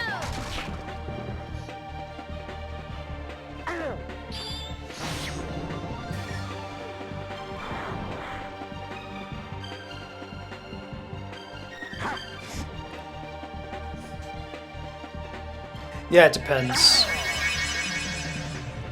It's already tougher to have chat when you have like more than one person talking. Even in something like Final Fantasy XIV, like sometimes I'll have to talk over the conversation in Discord in order to respond to somebody in Twitch chat. I think it could work though. Get a station set up where you can read.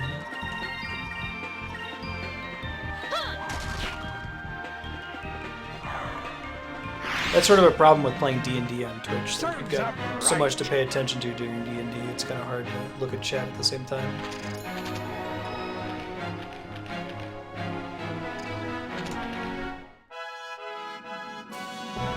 Sheriff of Nottingham. What kind of game is it? Spiky said something a second ago about the world map. Oh, the new world map theme. Gotcha. Alright, this is the other town. Let's see if we can find the medical ship guy, right? Actually, I might stop by this town real quick. See if there's any new rumors at the guild. Probably not, probably at a different town entirely. I am the guy that everyone's talking about. Did break out of the Grand Fortress. Pretty cool dude. What's up, Domingo? Truly excited to meet the real Domingo. You know it. What's my search for the fabled Topple Rock?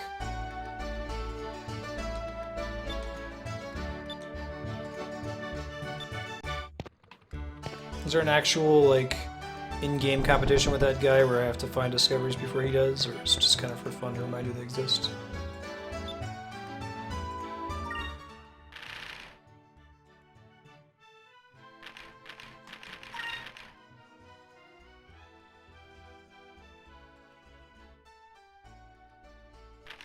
Perfect balance. Super cheap. Near Maramba, the harbor town in the desert. Should be pretty easy to find. Info sell. Baltor still shows up because he's pissed at me. And there's Ruby.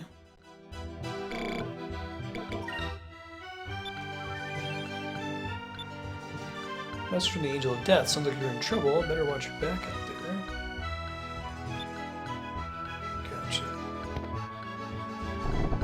Excuse me, what can you tell me about sailors?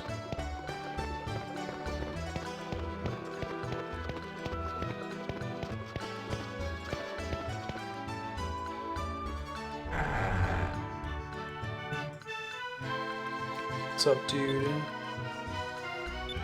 Secondary cannons? What is a secondary cannon? more than one round in a row. Go on to the following round, allowing you to count your merfolk power on specific grounds. Oh, that's cool. Fortunately, it's not super expensive. Yeah, that sounds great. Maybe we'll replace one of these, right? We have one though, I see.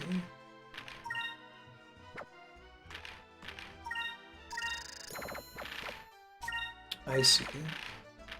These potentially take up different slots depending on where you put them, I guess. Cool. And no limits on these? Like I could get 2 engine covers or 2 armored decks. Probably wait to get a 3rd unique thing for it. Standard cannons are an upgrade over main cannons. We already have one. I don't want to pay too much right now.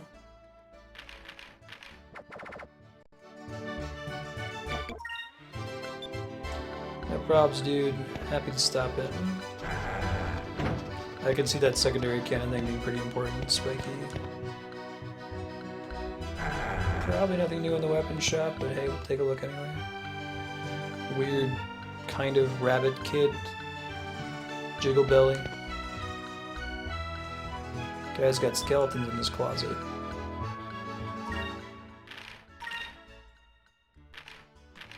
Oh, he does have new stuff. Alright, well, that's cool.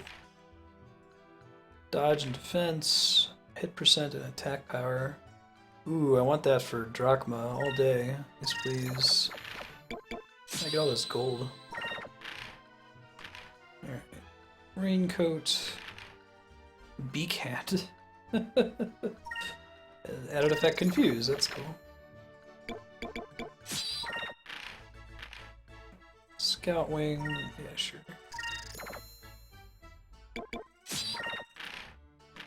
Try to learn the first spell for everybody, increase their options a little bit, and then we'll move out from there.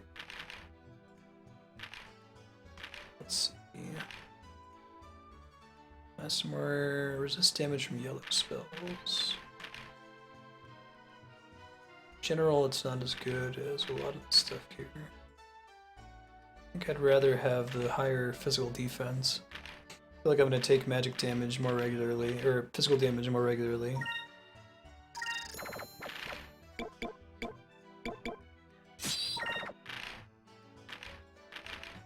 Fina can't equip. Oh, I guess you can equip the Elastimore, but it's not an upgrade. The raincoat can drop one too. That'll do.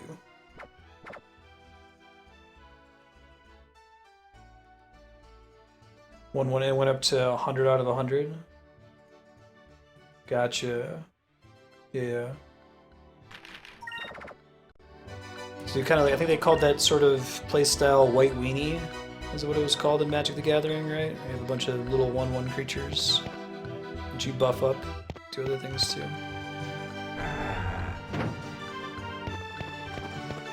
That sounds like a cool game. It'd be fun to play on Twitch eventually.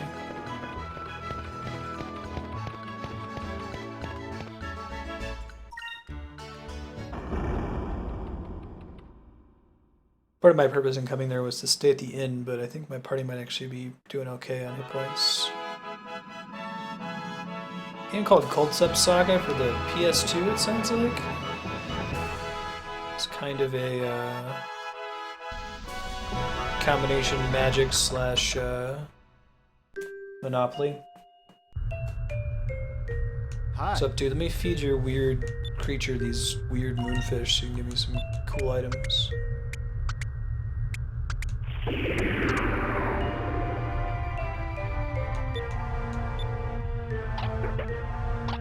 Go ahead and puke up my reward item. Keep it as a token of my appreciation. Whatever the bird spits up, it's all yours.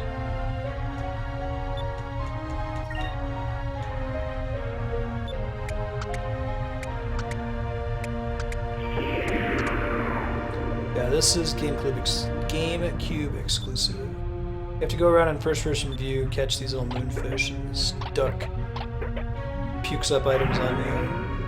And this little goth chick who's all, like, scarred because she lost her parents. Gets increasingly friendly with you the more the bird pukes on you.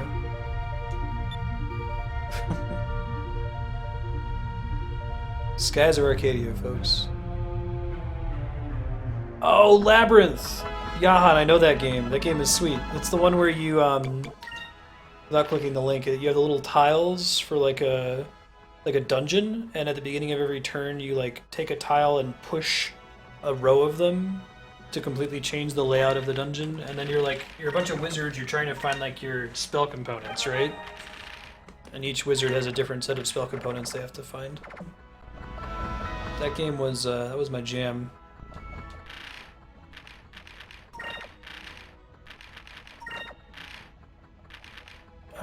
It seems to be a pretty, like, demanding requirement for modern board game design that there be some sort of randomization of the board, or board equivalent. I think that's why games like Settlers of Catan and Dominion and so on do so well. It feels like a different game every time. We got this, like, flame mantle. Yeah, who can use it? Flame mantle. Extremely lightweight fabric. That's a pretty big upgrade for Vise. I might want to give it, if she can use it, we're going to give it to Fina. She can't. That's a bummer.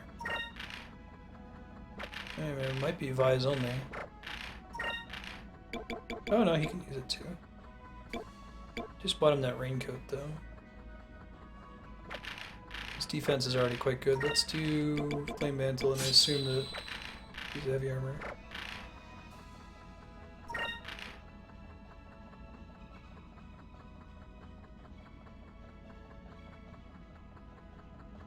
Yeah, Carcassonne. It's pretty cool.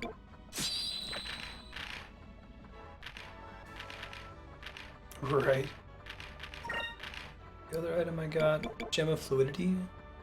Protects against Petrify. That's pretty good. Will and magic defense. We said will also influences like your magic attack. Alright. Deck building games. Dominion. I need to play Seven Wonders some more. I played it at TwitchCon for a little bit.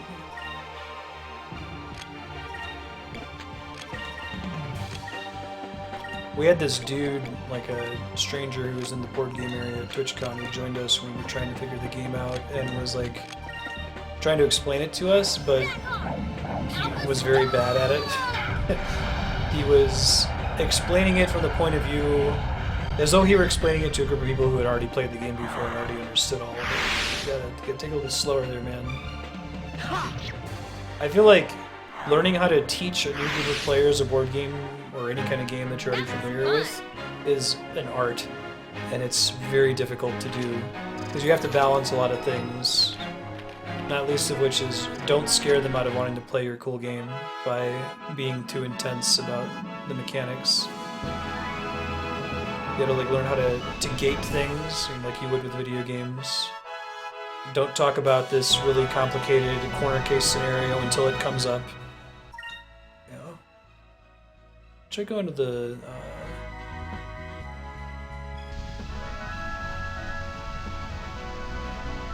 Seven Wonders is a lot like Dominion.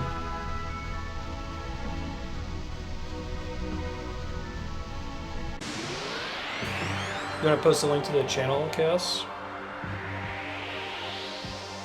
Oh, that's awesome, Johan.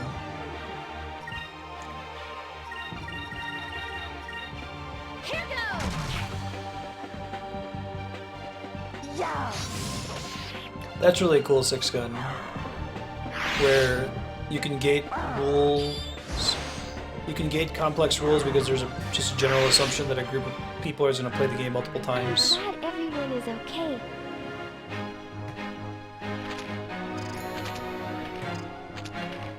Oh, Fina. I don't have to be as aggressive about going all in anymore on weapon color. So I have 4 people now, I could probably split it up a little bit.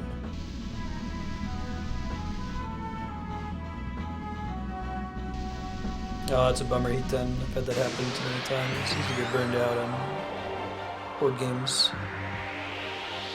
It's really hard to get a group of people into a room at the same time regularly. I guess there's a board game geek guild out here in Los Alamos. We haven't looked into it yet. Awesome plaster, yeah. I capped out Chompcraft. I played it for about an hour and a half after stream last week Friday.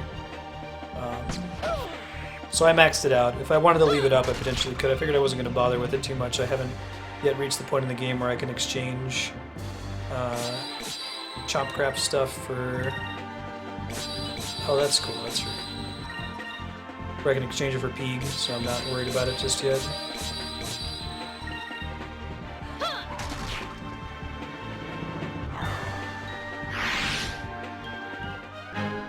Thank the moons. I really was enjoying the game. I was kind of bummed out when it caps out so quickly. It would have been cool if it just kept building on it. Because that's one of the nice things about Cookie Clicker is it takes a really long time for Cookie Clicker to cap out. It's got quite a bit of content.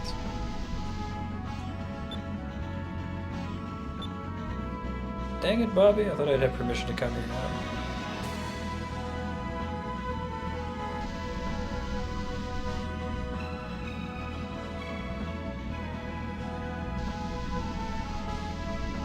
What kind of game is Dixit? I've never heard of it before. Like, what's the back of the box description of it? Oh, I did miss that, Spiky.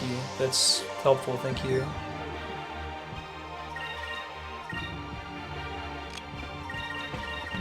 Totally missed that.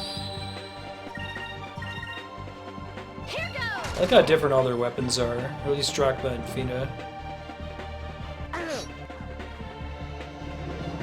Hey, Propagable. Happy Monday / Tuesday. Yeah.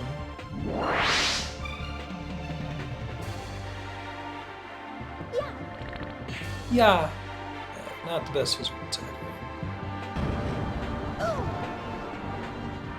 Yeah, drop 2 zeros. I have about 10 million chop points at the moment. I was doing it while I was doing Heavensward Beast Tribe quests. In Final Fantasy 14, trying to level up my Scholar so that we can have a variable party set up in-game. Which is good for spellcasting. Probably get better as she levels up to... Ooh, Curia. I'm wondering, is that status effect removal? Definitely want everyone to learn that ASAP. Yeah, it's Remedy, okay. Is the spell equivalent of Revive in the green color tree, or in the silver color tree, or in an entirely different color tree altogether?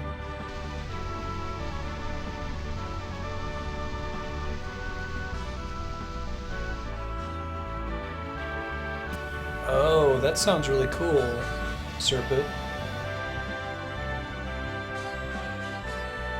Revive is a silver spell? I might need to sit out in silver for a bit then.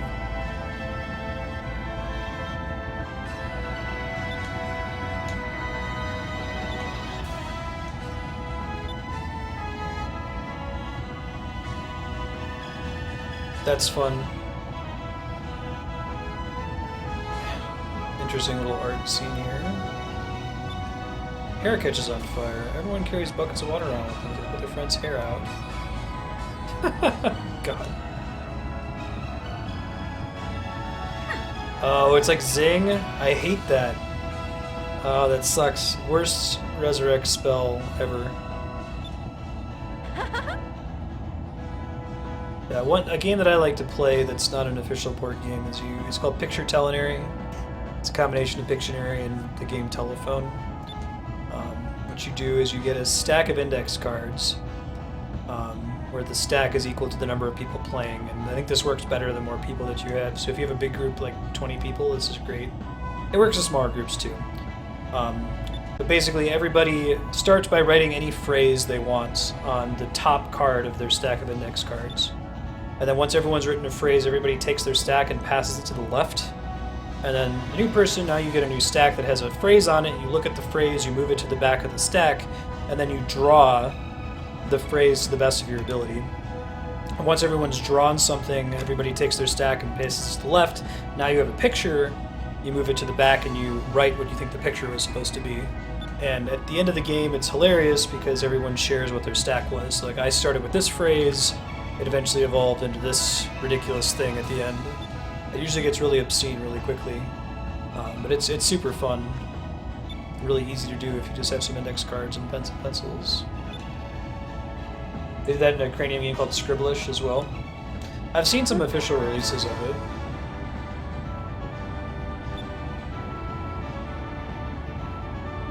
Yeah, I think that somebody got a box version of Picture Telenary for our friends Jen and Andy back in Ohio. I forget what it was called, the box version.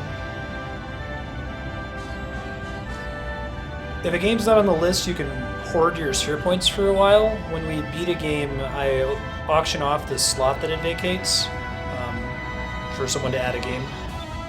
The auction starts at about 1,000 SP. Lately, people have been winning it, have been bidding around like 1,600 or so.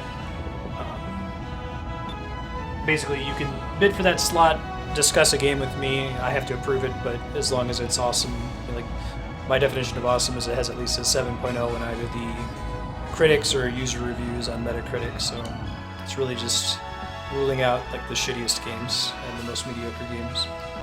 But anyway, if you bid on the slot and I say it's cool, you can go ahead and add it. And then it'll get voted on as normal after that.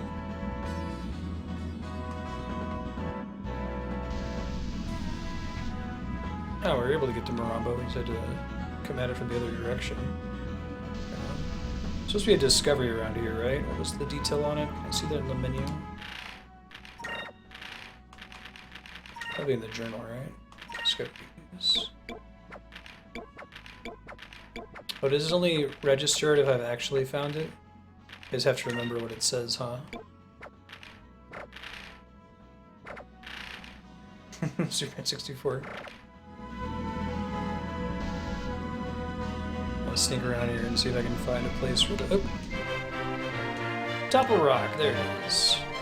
Natural formation of 3 round rocks stacked on top of each other and perfectly balanced. Balance seems delicate, especially when the rocks sway in the wind, but for some reason, they have never toppled. That's pretty cool.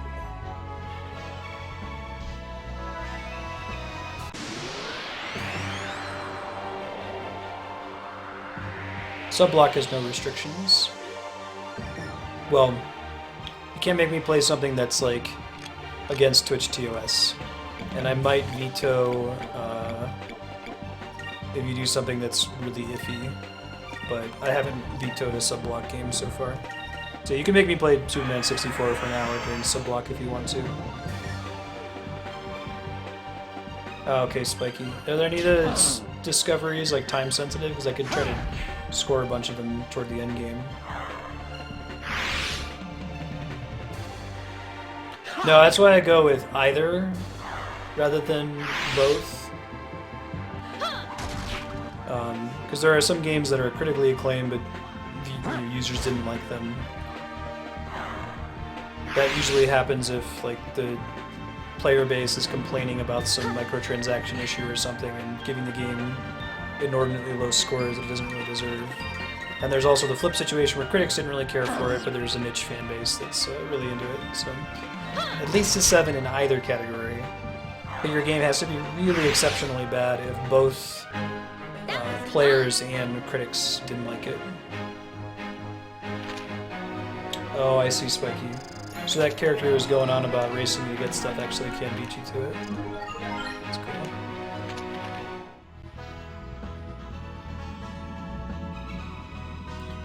Really? What's the Metacritic for Daikatana? I thought everybody hated that game.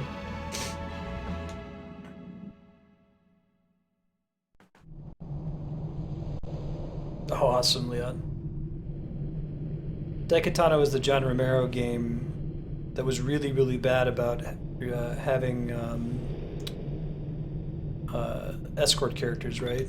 It's the one with the controversial ad campaign of John Romero's gonna make you his bitch, I think it was.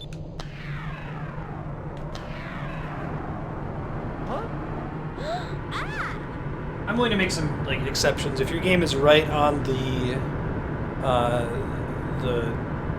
margin, like it's not a hard and fast rule, just send me a Discord message about what game you're talking about and why you think it deserves to be on there, and we'll discuss it.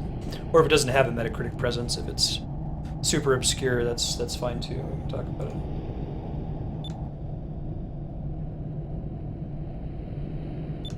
I guess there are no critic scores. User scores is pretty garbage.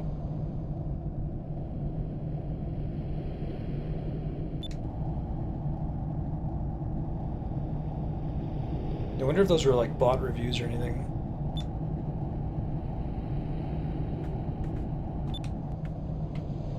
Metacritic's obviously more useful the more recent the game.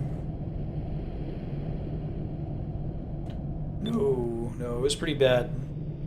Daikatana is like on the list of, not the worst games ever made, but it's definitely on the list of, this is why you don't make a marketing campaign that's overselling it.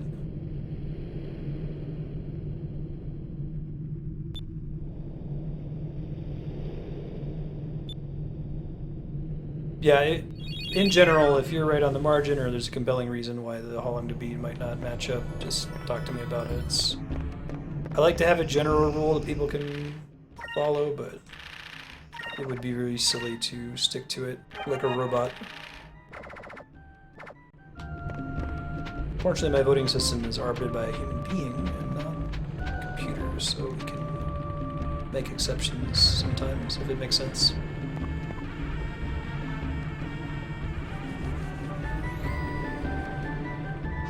I think it's just that they're old, sir.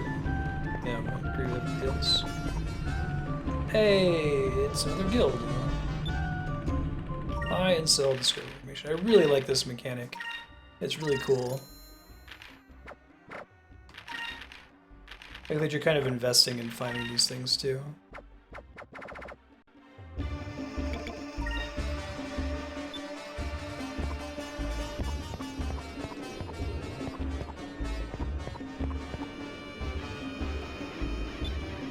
Ship merchant. You can tell because of the afro and gold chain.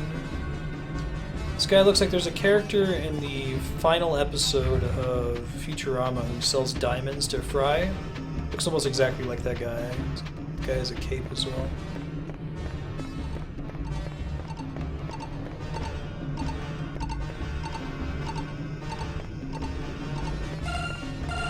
Yeah. That or timestamping is another one.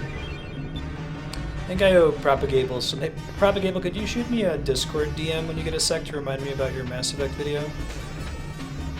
It's helpful that you're like commenting them on the YouTube videos, and then I forget to go back and add them on there.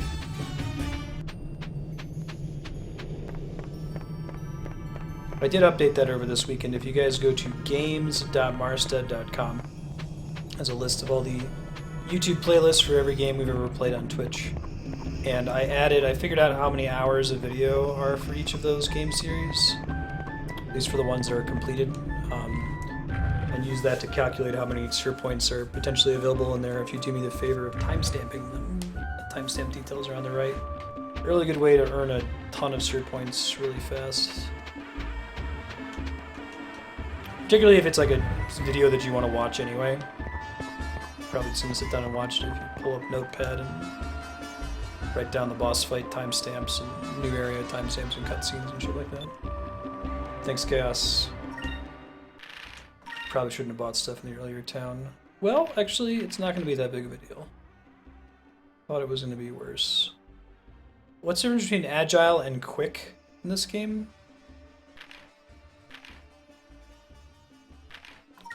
Get this expensive-ass cutlass.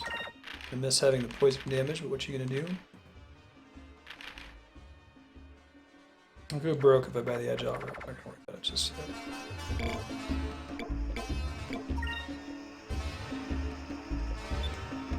Agile's evasion, quick is speed. Okay. Agile's garbage. Quick is awesome.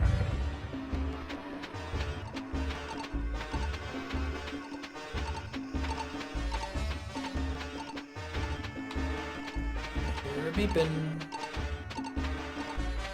Must be above me somewhere, right?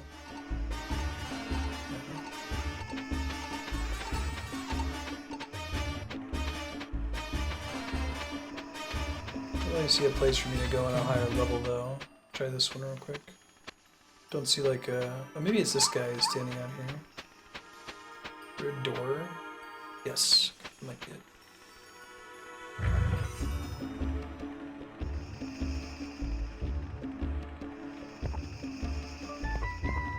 I don't think console defines, although I guess tell me something about a 64 RPG, I have a certain expectation about what to get in it. Junk's in the way and I can't get through. Damn it. Fucking hoarders, man. Yeah, so like, there's not like a traditional turn-based RPG for the 64. That's definitely true. Quest 64 is probably the RPG-est. Oh wait, no, I'm lying. Paper Mario is very much a traditional RPG for all the cool stuff it does. In addition to the fairly traditional turn-based combat. I keep forgetting about that game.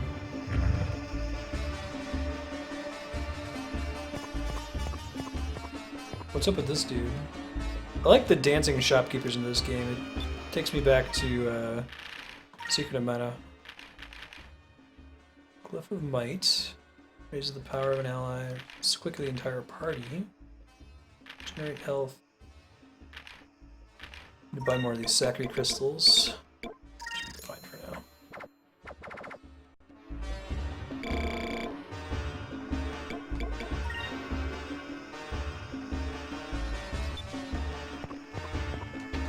Yeah, I hadn't heard of Aiden Chronicles before. The auction system is pretty good though. I think you can safely save your points for it. You don't need to worry about like individual users dominating it because you don't really have an incentive to buy a bunch of slots. I mean, you could, but you're not going to get to see any of those games played because you're not going to be spending your points on voting them up either. I think we've seen that that's the case so far. Yeah, it's above the well, but I think I have to be higher up in order to be able to capture it. So I need to get into an area that has a second floor. Maybe this one. Looks like there is one for sure.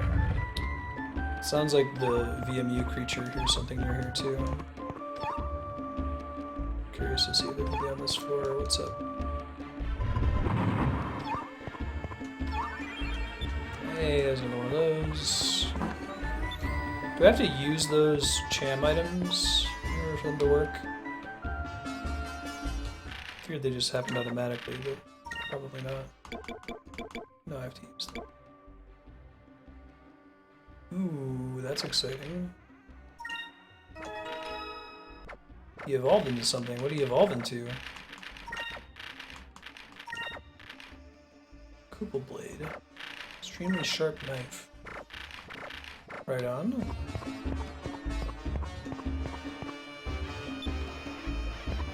Go on the Legacy.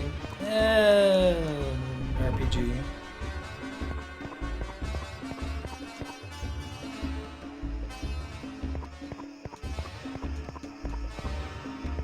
Yeah, right, C10.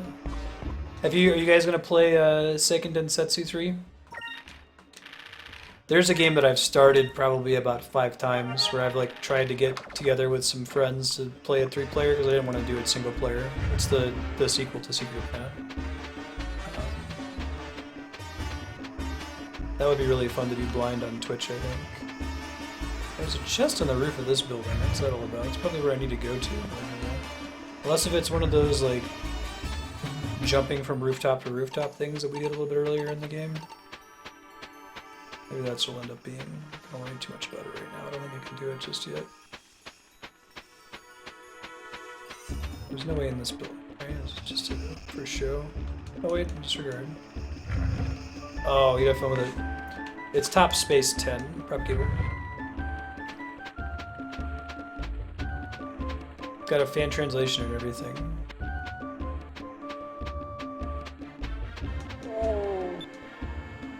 cool custom creatures. Oh wait. She wished to ride a Dabu? Oh, you know it. Dabu stands a mark for good pulls. You can dismount from a Dabu whenever you see the good pulls. Oh, okay. That's cool.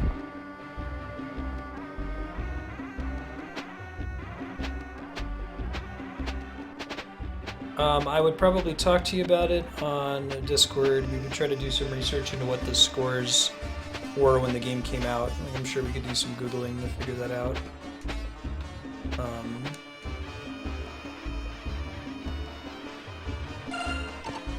Most of the time I'll probably just approve it, but if I can find anyone out there saying, oh, this game is trash and this is why this is the worst game ever, then maybe we'll not do that. There we go. Neat. Nidla could come pretty close.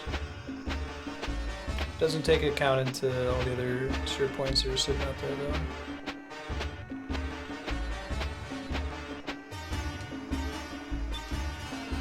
Welcome, traveler. Here. Listen to what I have to tell you. Stay a while and listen. Half my lifetime at war with Valua, then a sultan, our king, charged me with leading his fleet in an attack on the Valuan mainland. Those yellow-bellied Valuans hid within their grand fortress and refused to come out. That's why I'm working out, so that one day I can break through the gate of the grand fortress myself. Working out with Zach from Crisis Core. He likes to do squats.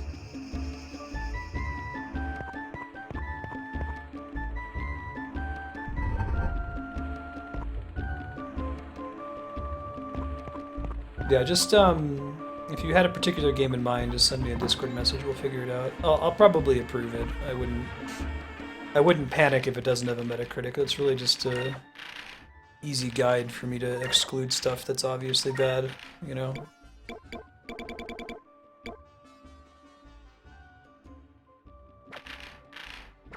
Someone else can use the thing we just picked up? Oh, Nasr combat mail. Attack power and spirit. That's exciting. Should probably give it to her. She's more likely to actually do some attacking. Thank you, Propagable. Appreciate that. Oh, he can't equip it. Well, he's got the flame mantle. Let's give it to her. That'll be fair. Balance them out a little bit. That pseudo secret for the messy house.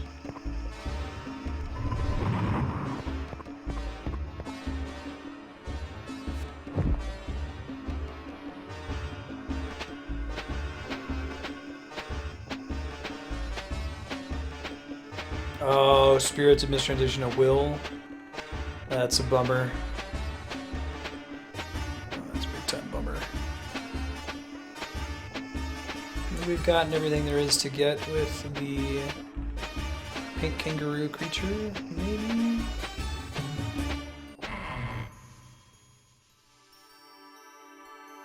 We ride the shoe puff? Oh, we'll see. There's a lot of sure points sitting out there.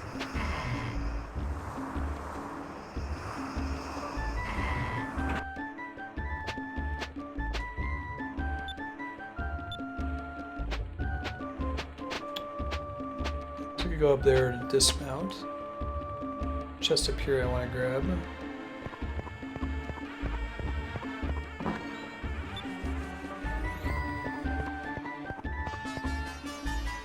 I think that's probably fine. I've tried to think of ways to incentivize bidding earlier. I think it's probably better when points are getting spent sooner rather than later, but I don't know how to do it in a way that's that doesn't break the system.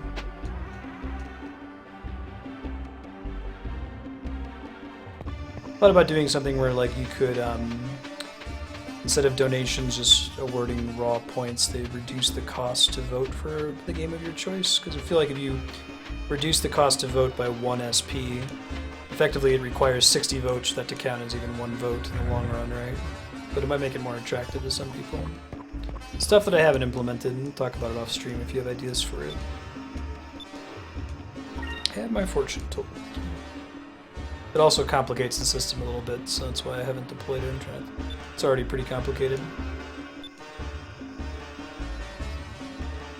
Mario Galaxy will probably finish this week, FW.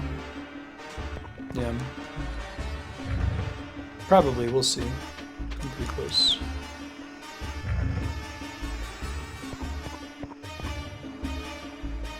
Hail, sailor! You see the new dancer too? Dancing is Maramba's newest star attraction. You definitely don't want to leave without seeing her. Hey girl, hey! She's a mystic knight.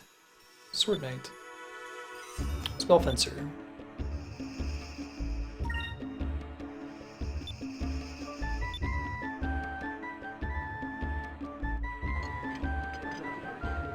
Haha, very good.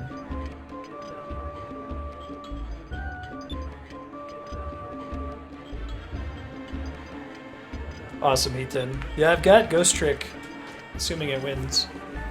Picked it up just in case, since it's pretty close.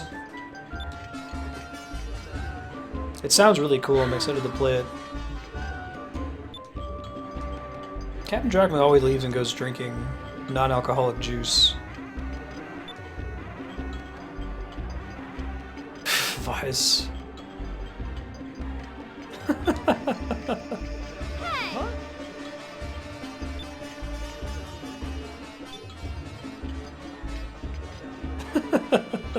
They did a pretty good job with the facial animations in this game for the generation that it came out in.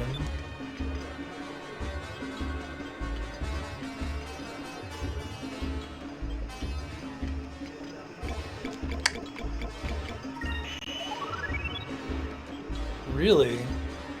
I feel like I have no idea what you're talking about is kind of a good swashbuckler answer, but sure.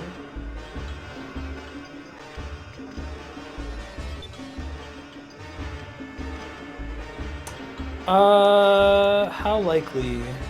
I have 16 stars, maybe like 14 stars left in Mario Galaxy.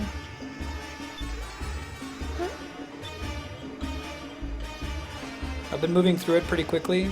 I think we'll probably get at least an hour of Ogre Battle 64. Maybe more. Actually, because of me traveling to a wedding on Friday, it was tougher for me to fit Ogre Battle in this week, but we should be better for that next week on the full 5 days. We're the ones. She's like a giant compared to Vise.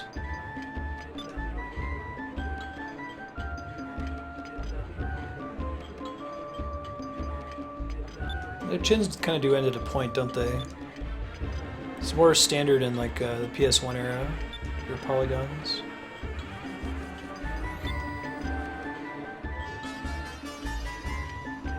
How often does the winner win by 1 vote? I think it tends to come close, and then people like do the math, they do the cruel calculus to figure out like, can I influence it up? The auction usually is pretty close.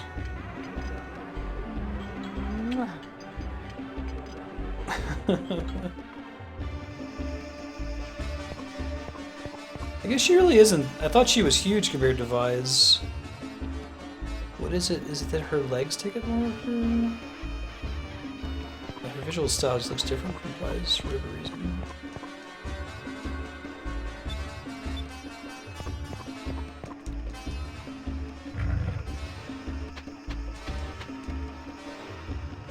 I wouldn't worry too much, Narco. I'm probably going to end up having to replay that battle that I died in last week. I'm going to do some off-stream, like, catch-up duping. That'll probably be the extent of it. I don't know how much time I'm going to have with some of the errands I have to run this week to catch up on that same battle as well. So you might just miss me doing the same battle again, and hopefully not dying this time.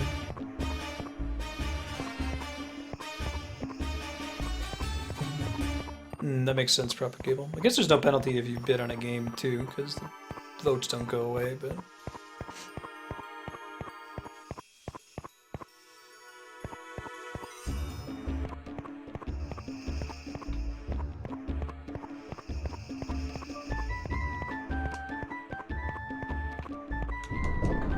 Ooh, switch bubble. I wonder if this is a place that we actually have to go to progress the game. Can I get a map? Oh, thank God. I wasn't sure if there was going to be one.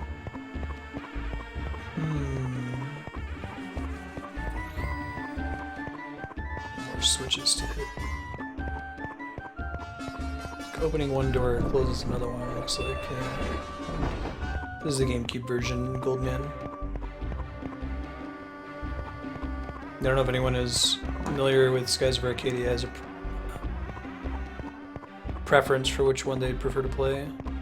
I would guess probably the GameCube version with the reduced encounter rate. Other niceties. Otherwise I get stuck in here for a second. I think I've found everything there is to find here.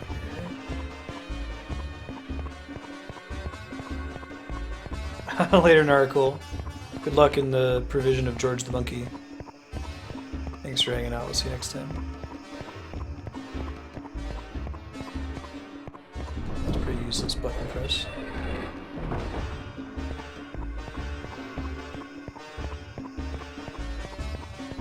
Thank you, Spiky. Looking out. Arm is probably for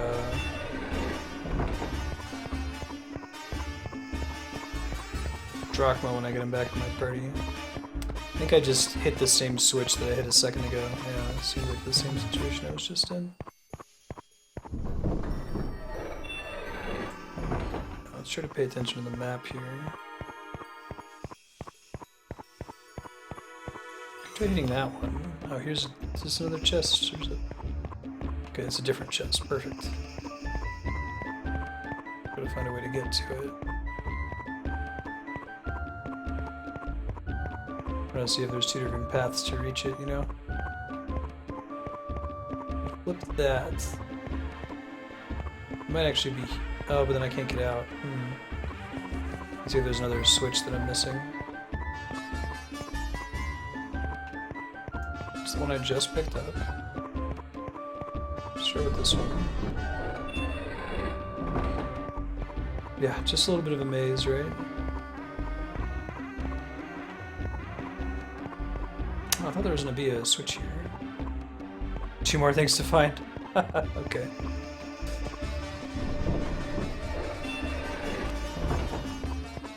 Just undid what we did a second ago.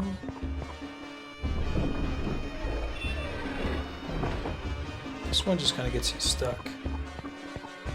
Yeah, I like that there's no random battles in here. I agree with that, Goldman. Gotten addicted to that anyway in Bravely Second. So this doesn't have to be a combination, because like hitting this switch just traps me, right? So it must be hitting this switch when I'm done. I've got another switch that's active somewhere. I think I only know of 2 switches at the moment. Unless if there's a way that I can loop around, that could be it too.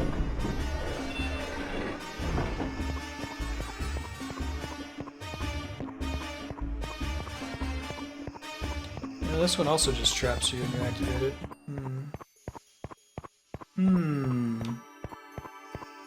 Strange things are afoot at the Circle K.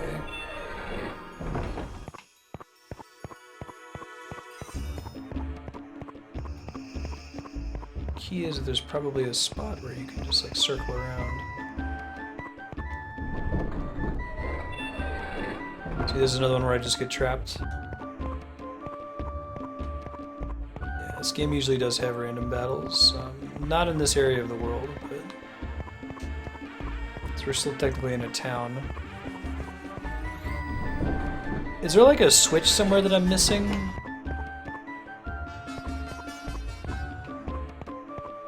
That's the way out. I hit this, I just get trapped again, don't I? Wait, maybe not. This might be the way out. This could be productive. I got a feeling.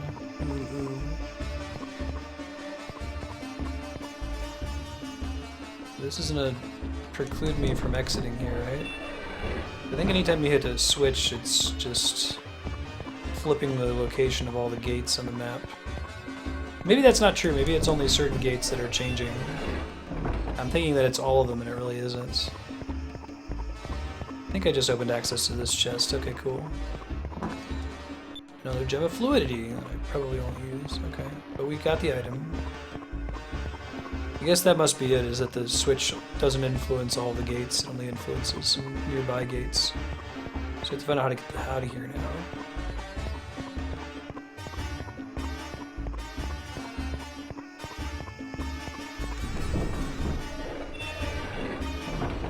wonder if whenever it does that where you see a gate on either side, if you're just hosed and you can't leave now.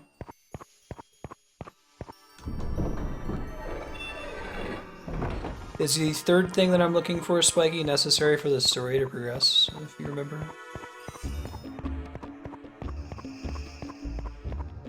Or like something important like a moonberry? Maybe it's all the way to the left down here.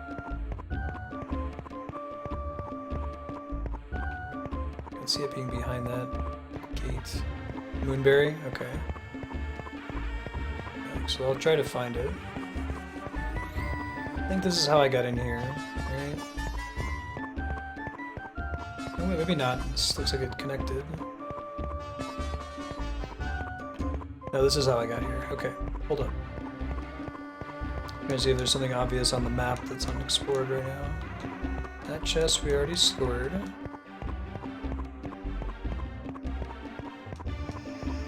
Alternate exit. Okay.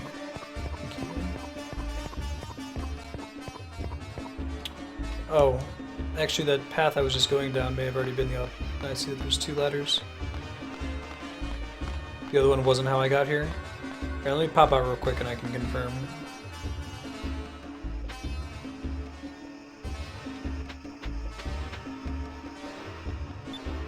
It must be on the other side. Okay.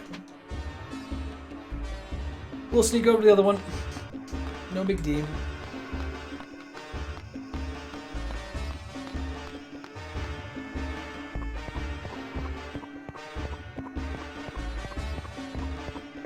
Hang a left here, and then up.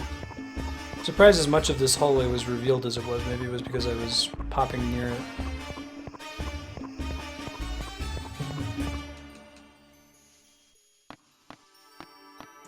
Yeah, I'm behind on my caffeine. There it is.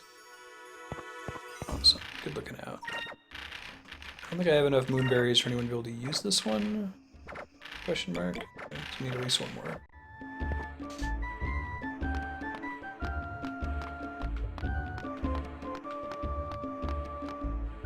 Back in the habit of going to bed early again when Andrea was out of town. I was staying up till like 2 in the morning. Back to going to bed at like 9. Alright. George Costanza. Hero for the people.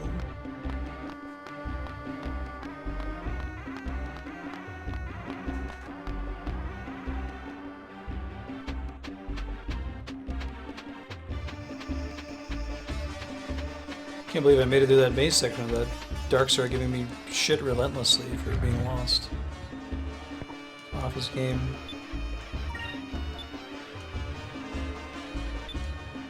The Red Moon is spoken. To the east of here lies a temple in which a secret ritual lies buried in the hot sands. Let's go get the red moon crystal, shall we? Collect all the crystals so that we can use the nuclear weapon for ourselves.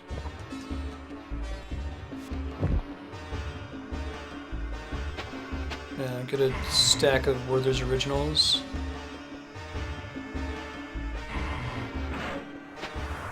Thank you, Spiky. You're kind to say so.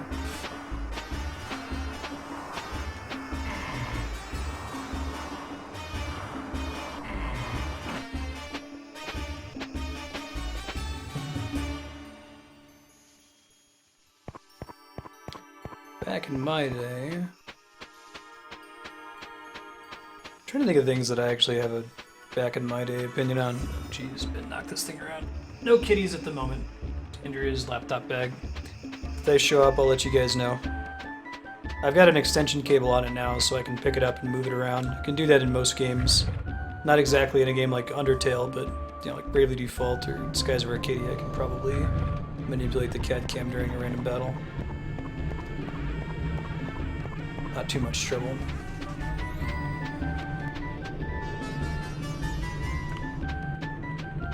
Laptop back in. Oh, it's exciting.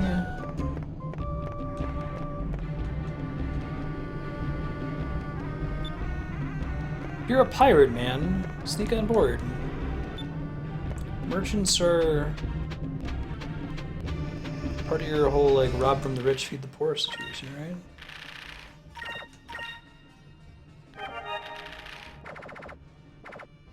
Yeah, I don't know if we're gonna beat Zelda 1 this Wednesday, but we might come close. Move at it at a fairly brisk pace. I thought I could just exit by coming to the dock here. Is there something else I have to do to leave? So I want to go over to this Temple of the East. Oh, sooner than that. I think Chaos is probably spot on, and there's about a session and a half left in Zelda. I want to get back on my boat so that I can go to Marstead.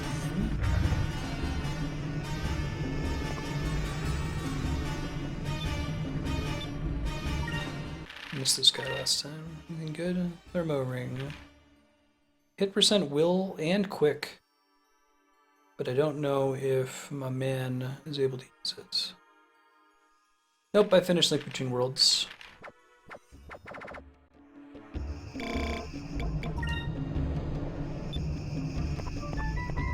Zelda 1 and 2 are both really short compared to just about every other game in the series. Probably the shortest 2 games.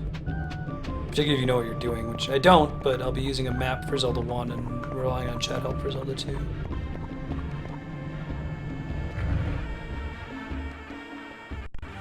Yeah, I saw that. I thought that I could go down to the dock to take it, Spiky. Go talk to her again. Maybe it's I have to talk to her when I'm ready, kind of a situation.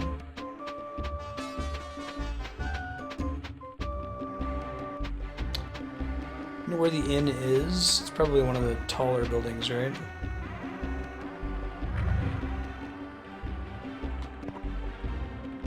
Awesome, sir. I'm really excited. I had so much fun with Dark Souls. It takes a while for you to get it to click, you know. I had started Dark Souls before playing it on Twitch, but only ever got to, I think, the Undead Burg, and it hadn't hooked me yet. It was good that I got to do it blind. Okay, here we go. Hey, thanks for the host, Sir Anderson. How'd your stream go? What were you playing today? Shout out to Sir Anderson. Yeah. I watched a Zelda 1 playthrough as part of a concert. It was really cool. A couple years ago, Bit Brigade, their front man is a speedrunner. He speedran through Zelda 1 in about an hour and a half or so while the band played music from the series on top of the dungeons and events and stuff.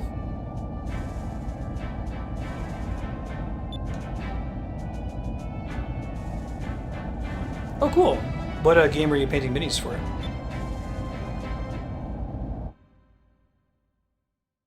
Hmm.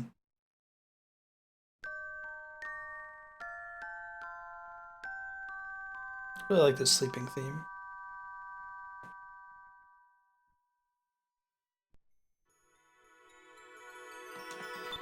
The red moon forever light your path. So we're thinking now I can go back to the docks.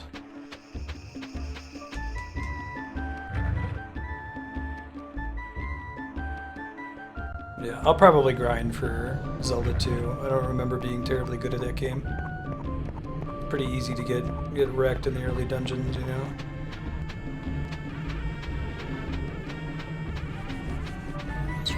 No, I haven't. That sounds cool, though. Hey, what's up, girl? Lend me your boat. Hey, handsome. Uh-huh. Those who have walked the desert can truly know its size. To cross the desert on foot because of the heat, a mere half-day's walk can be deadly. Yeah, I'd say Zelda 2 is the hardest Zelda. I have beaten it before.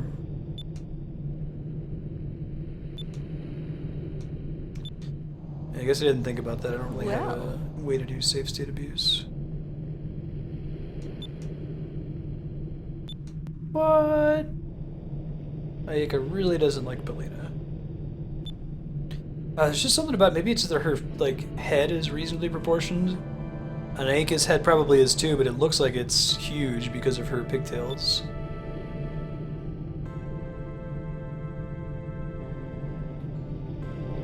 Right. It just makes it less of a frustrating hassle, Spiky.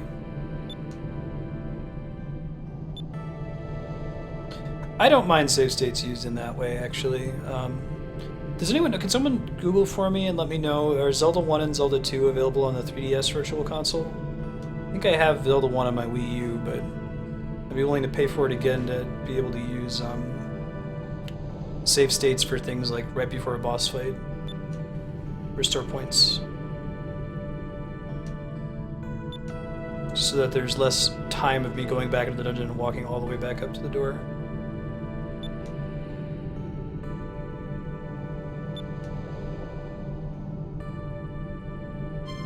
Hundreds of people die, hundreds more families have to go through what I went through. Bet you're feeling real shitty now, Aika. Let's do it. Cool, thank you Chaos for checking. I'll pick them up for Wednesday then.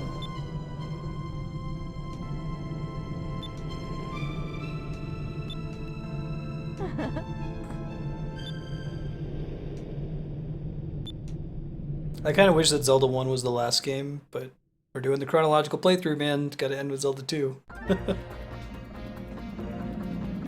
I'll be a little bit bummed when it's over, too. We've been at it for a long time.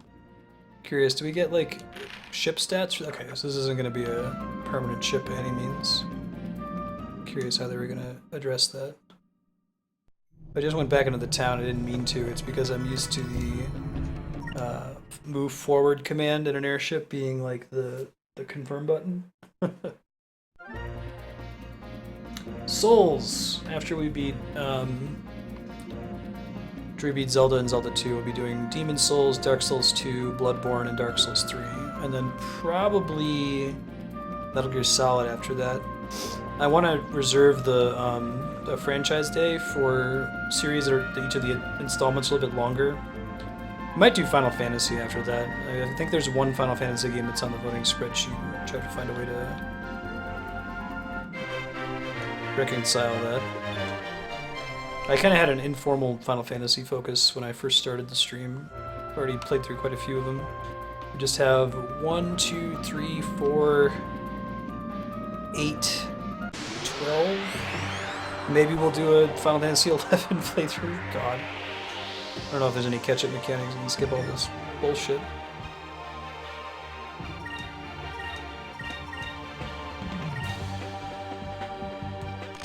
Does she have... what does this do? Oh, okay. Man, resurrect abilities should never be chance-based. Believe this strongly. My entire heart. I think I want to get fire magic for her. So we're going to switch everyone to fire for a little bit. Moons, give me strength. Yeah, I'll probably do. I'm probably gonna play 15 regardless. We'll do that as a new game release day. I wasn't like really excited about the demo, but then again, I kind of learned from the Bravely Second demo that Square Enix's demos aren't really great for telling you much about what the game's gonna be about. They're just more showing off the mechanics. And the 10-2's on there too. Andrea added that one. We'll figure it out. I won't worry about it.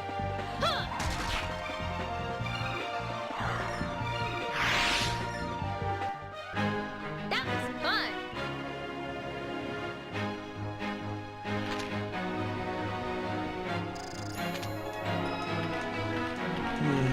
Checkpoint mechanics. I think we learned that it's a bunch of different composers. I had the same question, and it's a bunch of people that you probably wouldn't know from other games.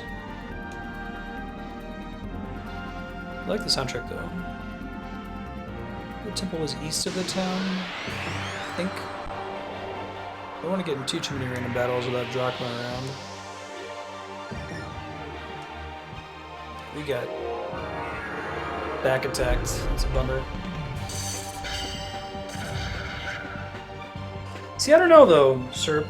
I feel like the salty run back in Dark Souls is elegantly built into the game, but in a game like Zelda 2, I don't think it's as interesting.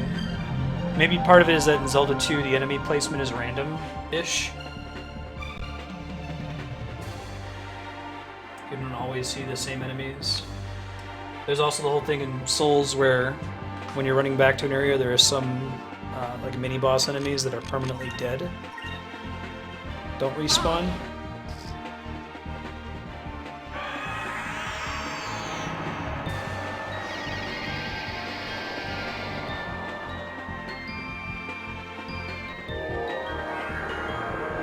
Drill. Pretty nasty boss fight, or random battle, I should say.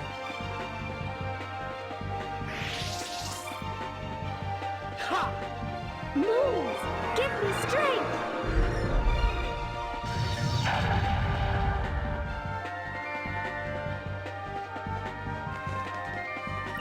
Big enough hit.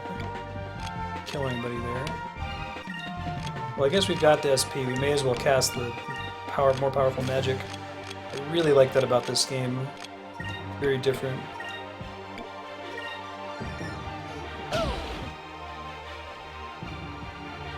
Moons, give me strength. Yeah.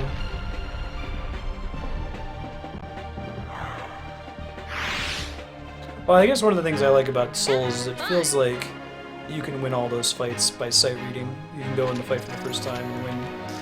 You don't have to memorize their attack patterns. It certainly helps, but... yeah. See, I thought it was over here somewhere. Secret. Maybe this is it. Blood pool and Actraiser. Yeah, Temple of Pyrynn. Stone building thought to have been created by an ancient dynasty. Stonework construction demonstrated a high level of technology for that period, but no clues are left that point to the purpose behind these huge creations. Spooky.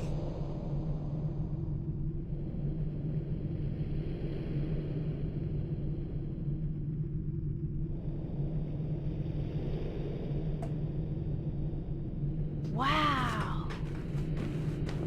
That's the Temple of Pyrynn? It's huge. I can't believe it. Oh. Old world able to build this thing in this heat? Built on sand, too. So what's the consensus? Are we still like weirded out about the pyramids, or does it seem totally reasonable to have built them with the technology they had at the time? Hey! Like it's impressive, but not as bizarre as they make it out to be in video games, with the ancient technology and everything.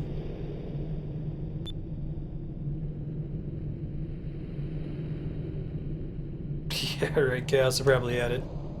Exclamation point, ha, ha, ha.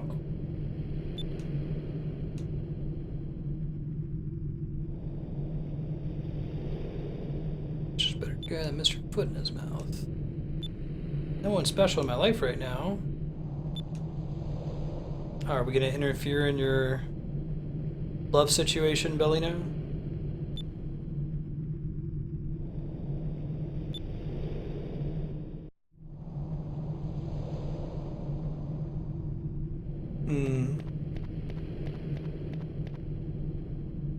Yeah.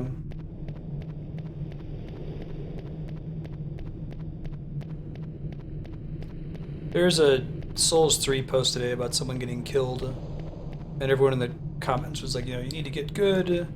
Like, this game isn't unfair. Like, you had audio cues that told you this was going to happen, and when you came in the room, you knew this was going to happen. You just weren't paying attention around the room, and this is on you. So it's like the meme gifs that show you why the game is so hard are often taking something out of context.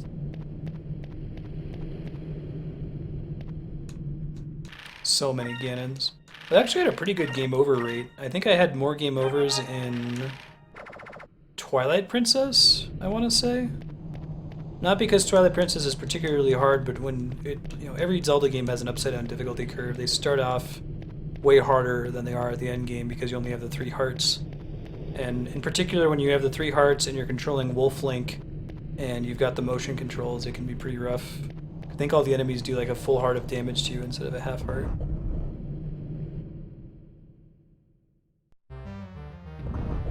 Whoa. Cool opening to this theme.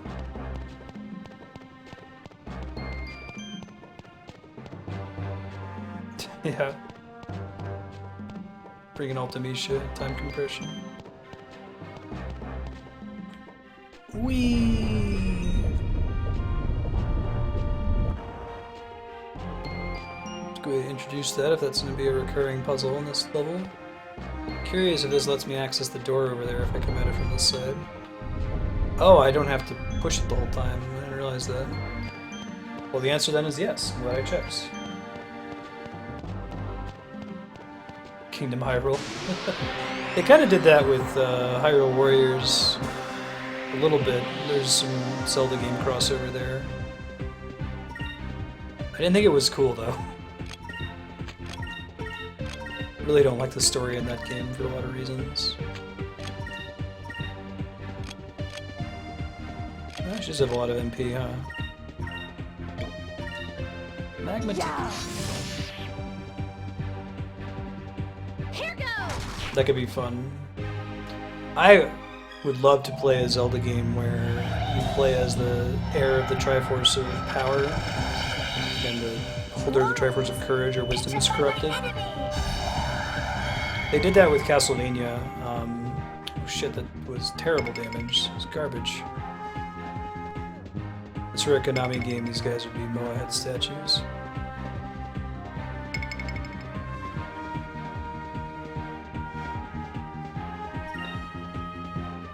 Oh yeah, they're red, aren't they?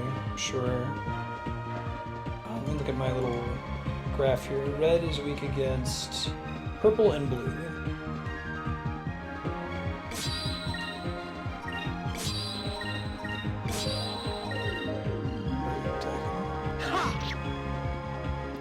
Okay, so Castlevania, Harmony of Sorrow, Dawn of Sorrow, I forget the first one. Is it Aria of Sorrow? Aria of Sorrow. Really good game. Basically play as Dracula. They kind of turn the series on its head. Jesus Christ, those guys hit hard. The other one gonna do that too? I hope not. Not good damage. Oh Jesus, Fina's super dead. Dawn of Sorrow is the DS sequel, hence the title. Bye, Fina.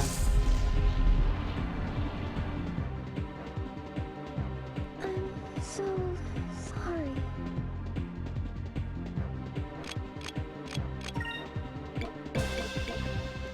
Oh, yeah.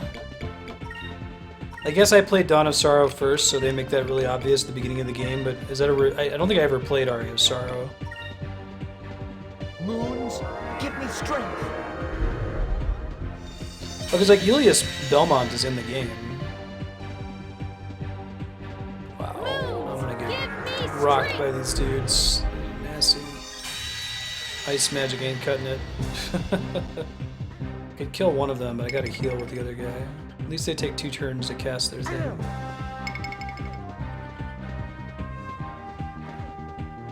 Oh, I see.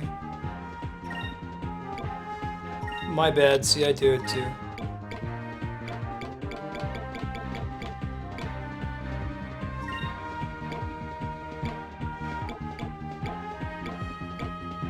I think it would be cool to do a game where instead of it being like gadgets like most of the Zelda games are, have a lot of similar puzzles to classic Zelda titles, you know, like have bombable walls and have hookshot platforms and things like that, things that you would recognize from Zelda, but instead of using those items, if you're the bearer of the Triforce of Power, you use like monster abilities or something.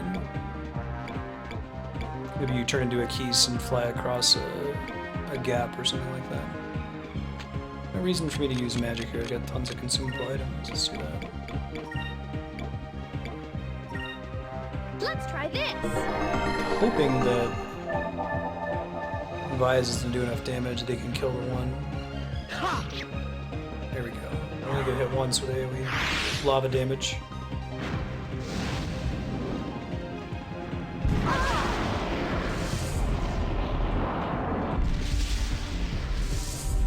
cool to kill this one before it does another spell. Put them on silver. I want to learn that res spell so we're not using items in combat. Silver, Alpha Storm, let's go. Back off! It's respectable. More than she would have done with the physical attack. That's a ton of damage.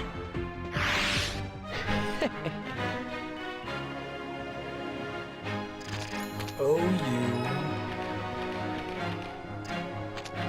Cool. They got a ways to go, but I think it's going to be worth it eventually. And a very specific amount of gold. Rock some Sacred Crystals here.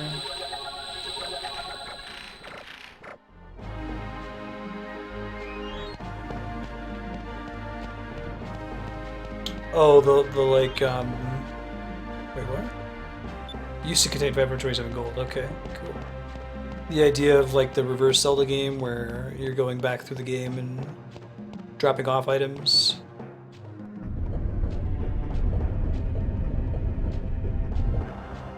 Oh, I see. Solid gold. You need a silver toilet too, you could go. I see a thing. I see a thing. Apparently don't see the thing well enough to be able to capture it. Maybe it's from down there.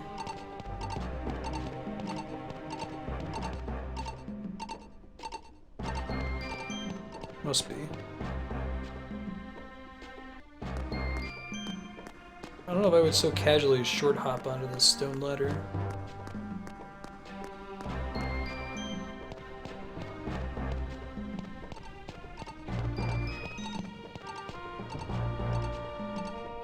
Really? There's some shenanigans going on here. Maybe it's from there. Hold on.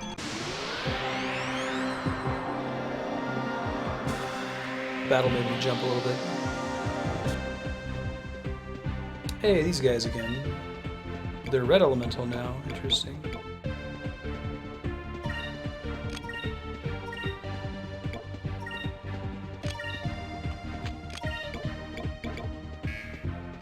Oh, I see. We're out of SP.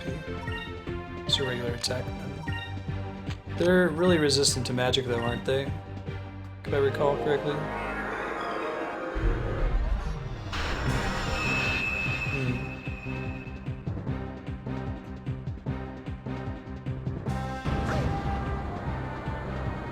Yeah, that could be cool. They'd have to find a way to make it interesting though, because I think fundamentally part of the fun of games like that is that you're slowly earning more and more abilities and powers and attacks, and it's a nice way of gaining the more complex content. Because if you started with all these crazy complex abilities, it'd be kind of weird for the game to get more simple over time. Same for the reverse Zelda game. So I don't know how you do it. Have to be like a false complexity kind of a situation.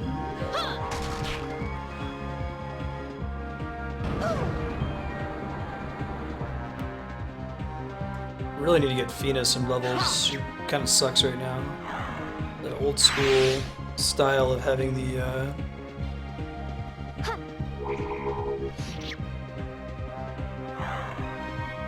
having the new party members start at like level 1 or very low level. Easy.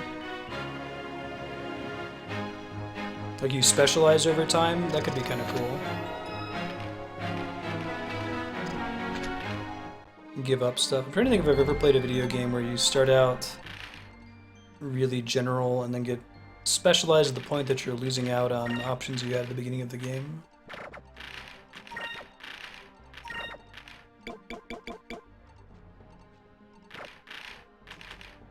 Yeah, the XP gap helps, I'm sure.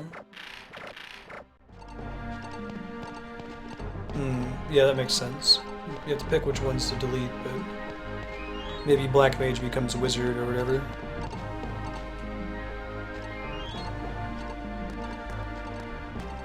Monk becomes Master. That is kind of true. Redia does lose abilities when you get her back in your party, doesn't she?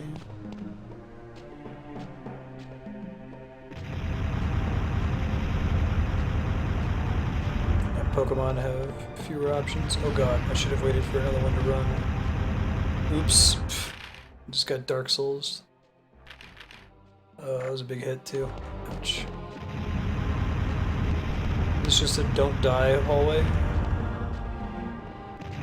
Oh god. I think it's just a dead end. I'm tapping to see if there's like a hidden chest there, but I don't think so. Let's see what's up this way.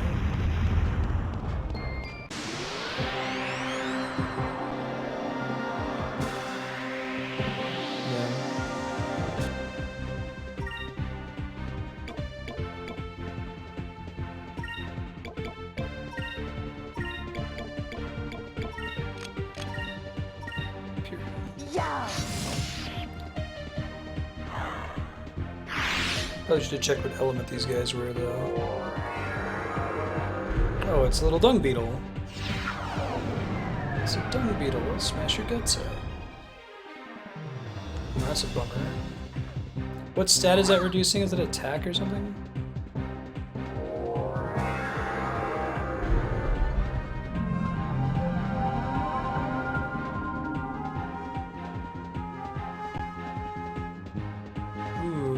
Slip is like sleep. Yikes, that's not good. Need to get some sleep immunity in the club.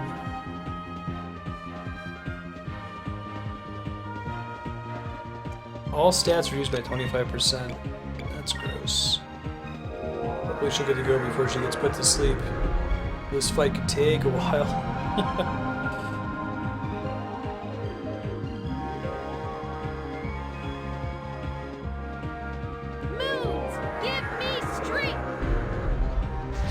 Come on, Moons. Good job.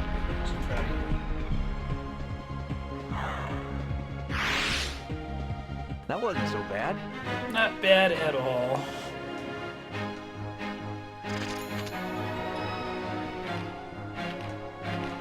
Back spirit ups.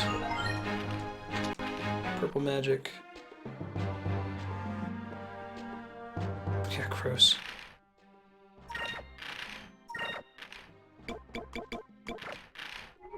I know Japan likes dung beetles. I don't think I've ever played a Western game that features them. They're Earthbound, they're in Skyward Sword in this game. I played another one that has like robot dung beetles. So you have this little bug that pushes a ball around.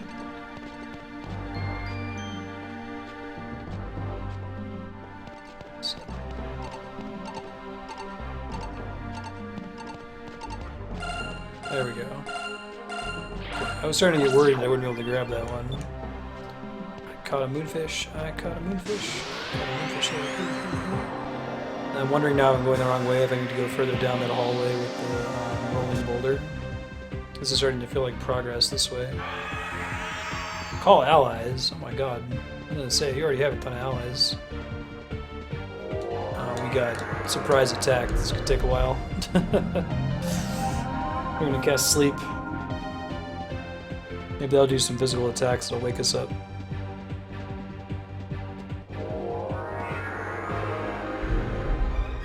Sleep para.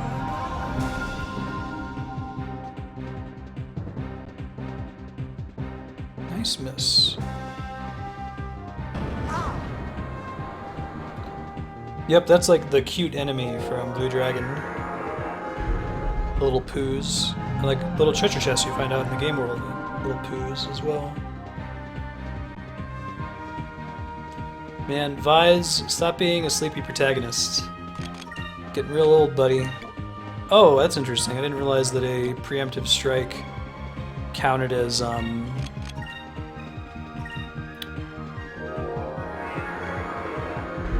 full turn as far as giving you SP. That's nice. At least I think that's what happened. It wasn't just because our max spear is higher. Good miss. There you go. Kill some of these guys. Wish I could skip enemy spell animations.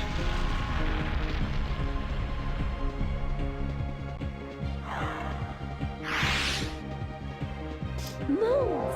Give me strength!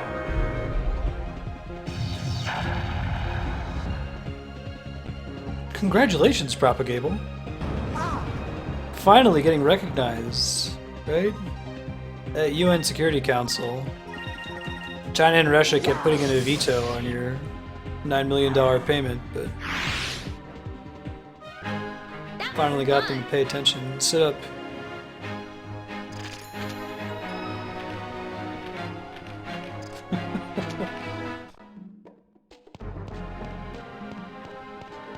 Is there anything the UN does? It sends large money payments to individuals. I think after this battle I'll open up this chest and we'll do a save real quick so we can get sub-blocks started up today. Alright, these guys were super nasty last time we fought them. How can I make the experience less shitty for everyone? They're red elemental, right? Yeah. Do we say that Webley... nearby enemies? We don't know how nearby they have to be for it to trigger, but we'll try some of this stuff here. We'll have her focus. Moons, give me strength. Oh, of course. Seems natural. Not close enough. Yikes. Moons, give me strength. Tenfold. This is about to get really bad.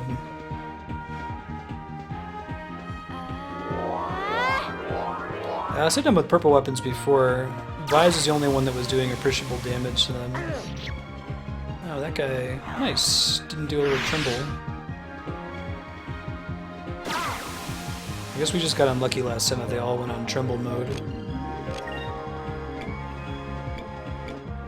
This is the one that was trembling, I think.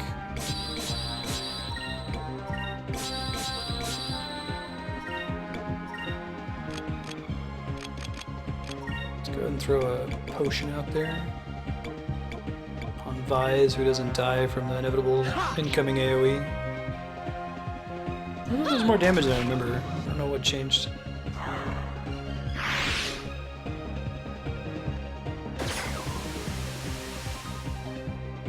Let's try this.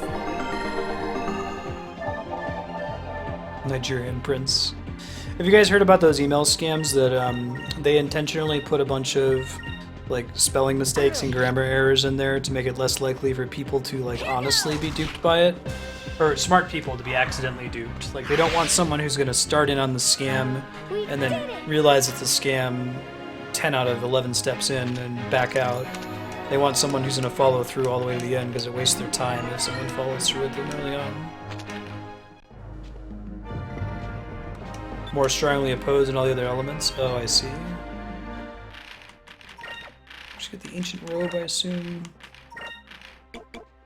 Yeah, that's a nice... That, holy shit! That is a huge upgrade. Why is that so huge? People who trick the scammers. It's a pretty funny Aquid comic about that. Alright, save state. Done. Cool, guys. If you're here for Skies of Arcadia, it will return next week. We'll probably get a full block then, too. Give me a few minutes. I'm gonna get